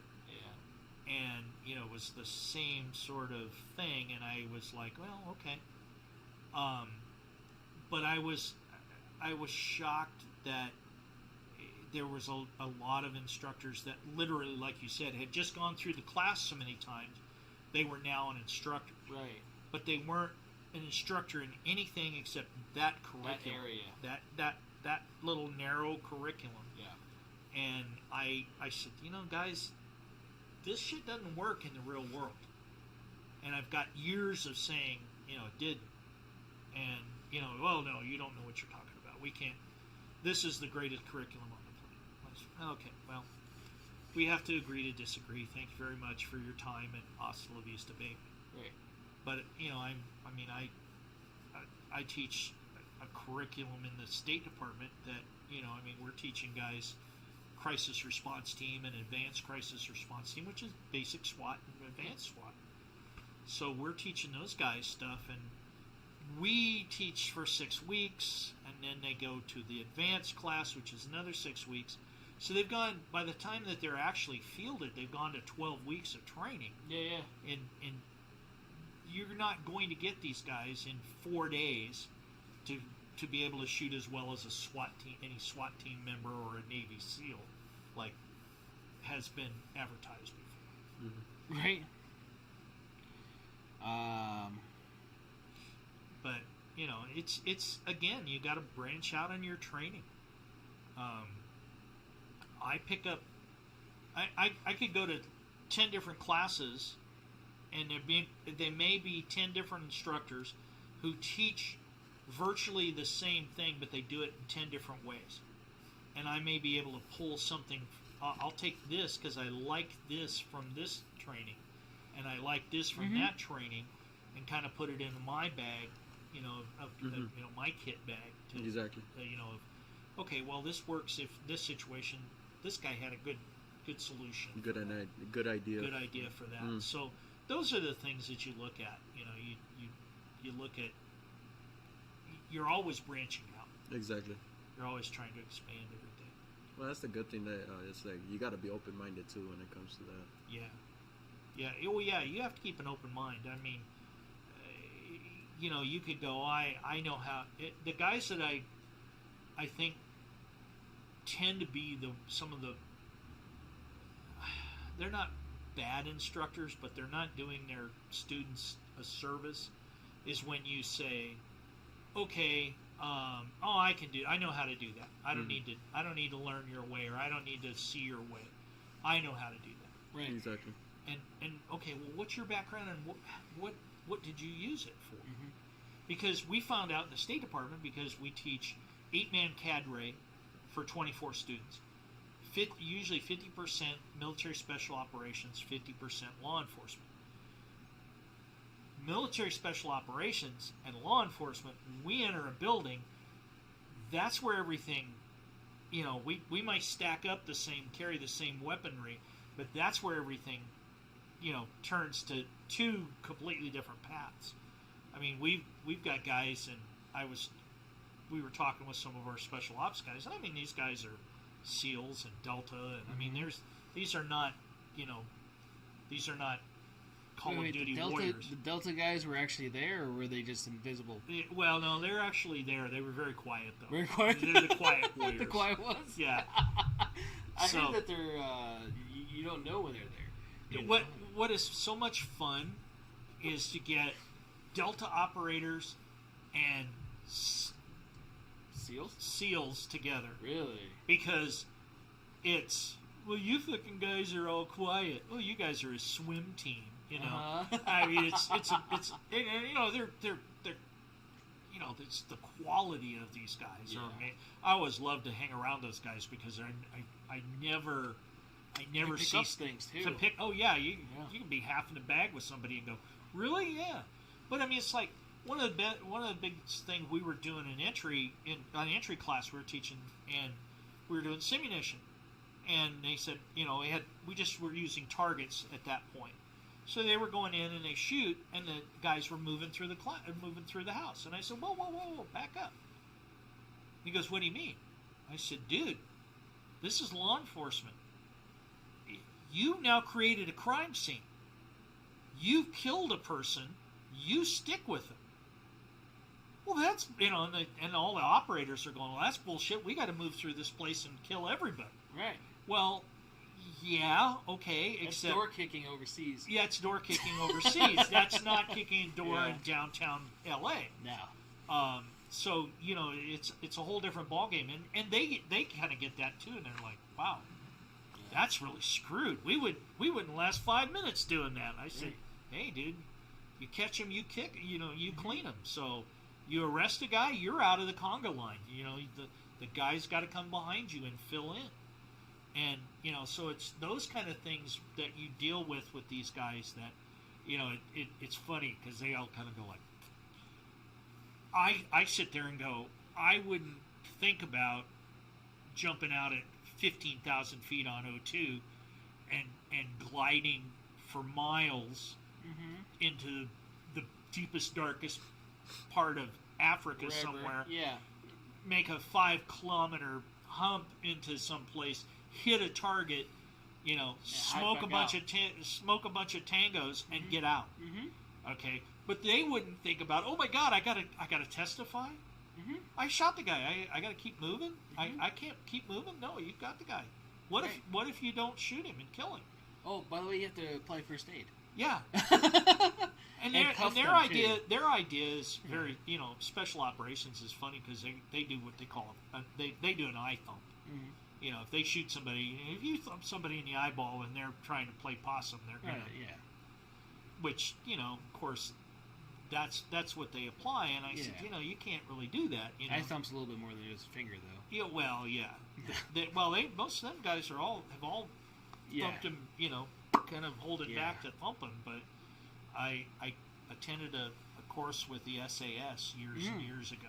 That would have been fun. And they were talking. We got a briefing about Princess Gate, the first operation that the SAS ever did outside of the shadows. And we were asking him about first aid. What do you guys do for the guys that are wounded? And he says, oh, that's our flopper man. And we're going, flopper man? Yes, he's the last man. He's our rear guard. He comes along, and if they're still flopping, he takes a Browning high power, shoots him in the head, and moves along. And I went, so SAS. So yeah, I mean that's kind of that world, and don't get me wrong, in that world, that's different. It's completely different than law enforcement, but. It's always kind of funny because we have to kind of tone those guys down a little bit because they're teaching law enforcement troops, right? Not they're anti-terrorism, but they're law enforcement cops. Sure. Are you going to sleep on me over there? Maybe. It's Why past his not? bedtime. I'm making fun of you older guys. Dude, I'm still... I had a Pepsi. I'm awake now. Dude, that doesn't do shit. That's fucking water. Yeah. The kind of energy drinks I drink. Oh, man. I have an Yeah. energy drink. I'd have a...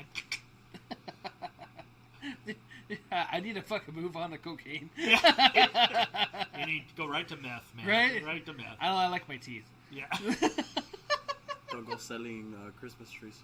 Yeah. Yeah. You'll be selling Christmas trees before you know it. Right. So, well, definitely appreciate you being on here. Oh, hey, I always love it. Yeah, definitely fun. Hopefully you guys got a lot of stuff out of it. And a big part of it, too, when we're talking about the training and going to take other training, always be humble. You can always learn something, you know. Going to that one place that we've talked about in the beginner's class, or the first day is usually the worst day. And there's still something you can learn. Even if you're like, oh, God, I know what a handgun is. Okay, well, you know what? The parts have been the same. The gun is still the same. But there might be something, oh, shit, I forgot that's what that's called. You know, sit back, listen, take in what you can. One, you paid for it. Might as well enjoy it, right? You know, two, always be humble. Try to learn as much as you can. You can always learn something. You should be able to always learn something, regardless of your training level. You know, Lenny just brought up all these guys that do it professionally, door kicking, and they learn something. You know, these are guys that every day they put their lives on the line, sometimes with hours' notice. You know, and then sent over to another whatever, and doing a job that, you know, hopefully none of you guys are doing at this moment in time, because if you are, you're not listening to me. Yeah. Probably listen to the Sean Ryan show. Fucking Sean Ryan. Where he has like a 12-hour fucking podcast. But, you know, he has whoever else listening to him too. But yeah, no, definitely do that. Get training. It'd be great when you get that up and running. As I would definitely love to do that. Well, I'll make sure you're in the inaugural class. I appreciate that. Me too. Yeah, maybe I might let you into Maybe. Right? Even as a spectator. spectator. I'll let him go first. Damn, be like, Body bunker. you go, bitch. Bah. Hey, Push him to the he's back. wearing his plate carrier. Let him wear the plate carrier. That's it. You're gonna still feel it. You're just, you're gonna feel that. I'll sacrifice that bump. myself for you, Daddy. Oh, wow. Yeah. Is he bucking for a raise or what? He's bucking for something. Yeah, I don't Yeah. know. Yeah. I think he likes it. He might. I might. He might. Wow. If you drop your wallet, kick it to Henderson before you bend over and pick it up. Right? Bruh. And put some magnet or metal in it, get a magnet. Hey, Greg, pick that up for me, will you? Well, he knows how to bend over, though. Yeah. He's in the Navy. Oh, And he went to the Philippines. Yeah. oh, ow, ow. Lady boys.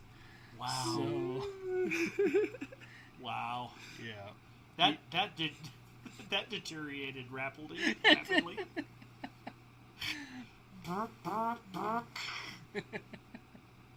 yeah, definitely thanks, guys, for tuning in. Next week, Thursday, live, 7-ish, depending on Depending if there's last minute circumstances. sales or not. Right? No, sometimes we get that. Sometimes we don't. It just depends on what it is. So, we'll be live here on YouTube. Hopefully they don't give us another strike and ban us for a period of time again. It was only a finger gun. Yeah, it was finger guns. Oh, we would have been kicked off. It's frozen. Maybe we get kicked off. We didn't know about it yet. We still got No? 19 viewers. 19 viewers? No Wow. shit. Nice. Well, thank you, Nice. 19 people who, Right. hang in there with us. Right. Yeah, I know that YouTube wasn't showing up on his thingy. But Links are up. the links are up. So yeah, if you guys are following us, not just on here, but you want to listen to us on the road because you're like, damn, Jared, you talk for a long time. I know. I get told that often.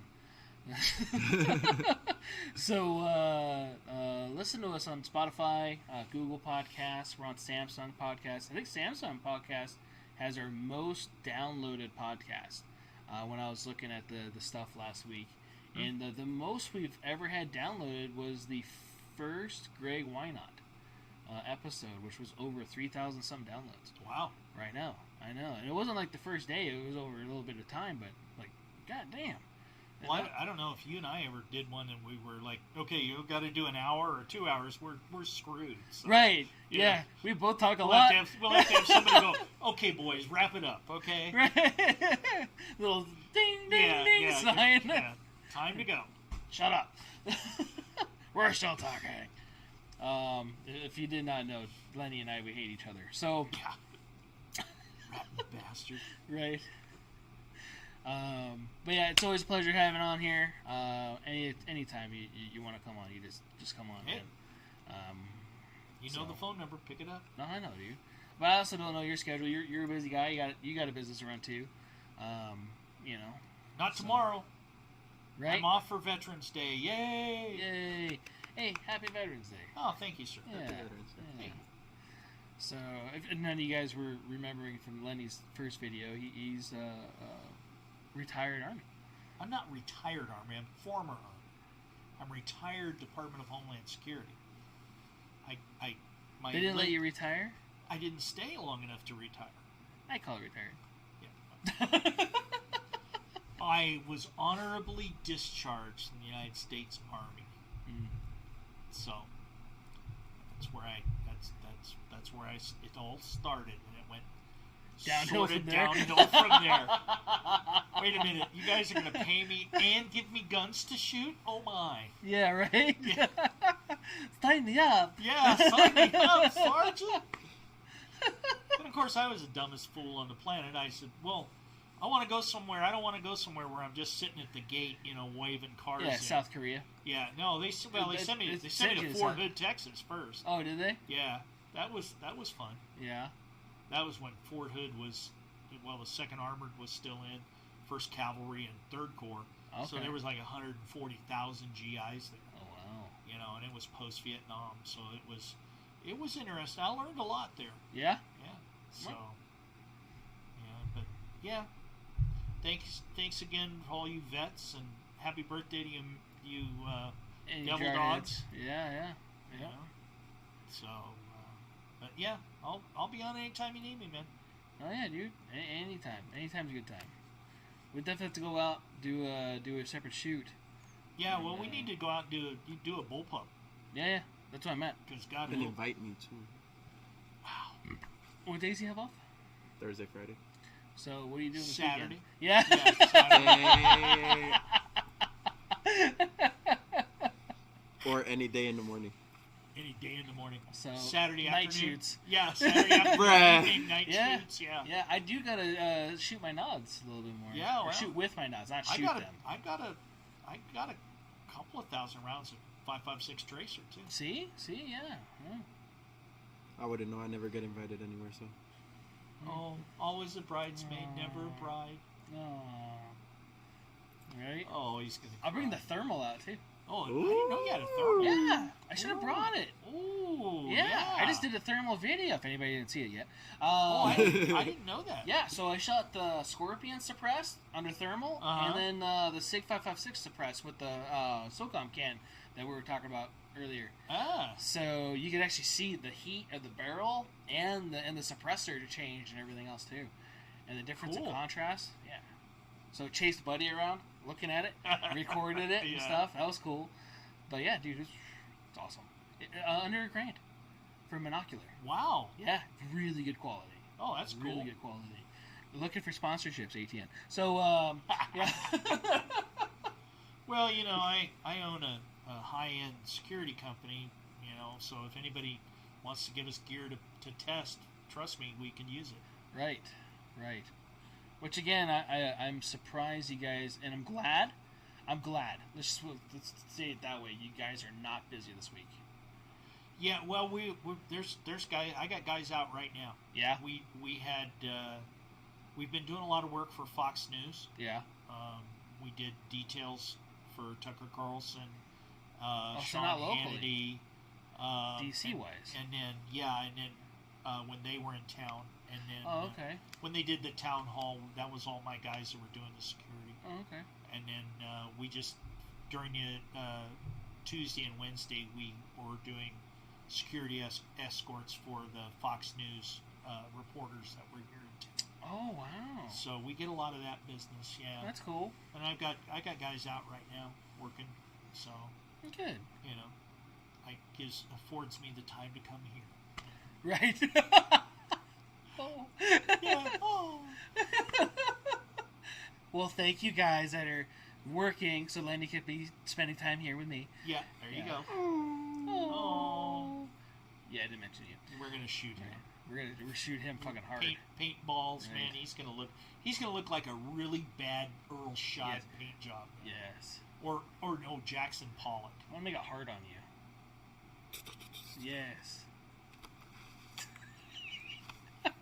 Dude, I'd be covering up a little lower. Yeah. Yeah, I didn't say where. Yeah. Oh.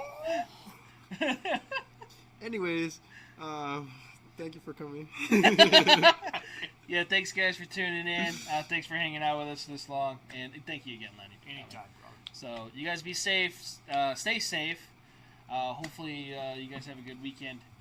And hopefully everything's all good throughout the next... How many hours do we have left in the election determination? Well, tomorrow, actually, isn't it? I was listening today, and I guess it's before it's really certified, Yeah. like the Supreme Court, Right. Nevada Supreme Court.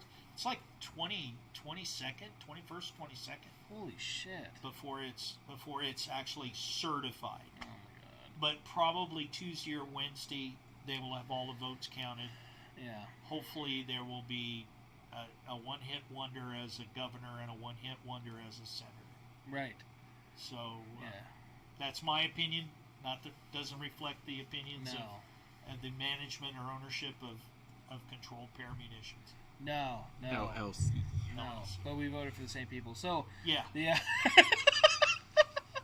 may have. We don't May know. have. May have. It's secret. You never know. You It's never know. secret. Yeah. Red Wave. Have a good weekend, guys. See you guys next week. Later.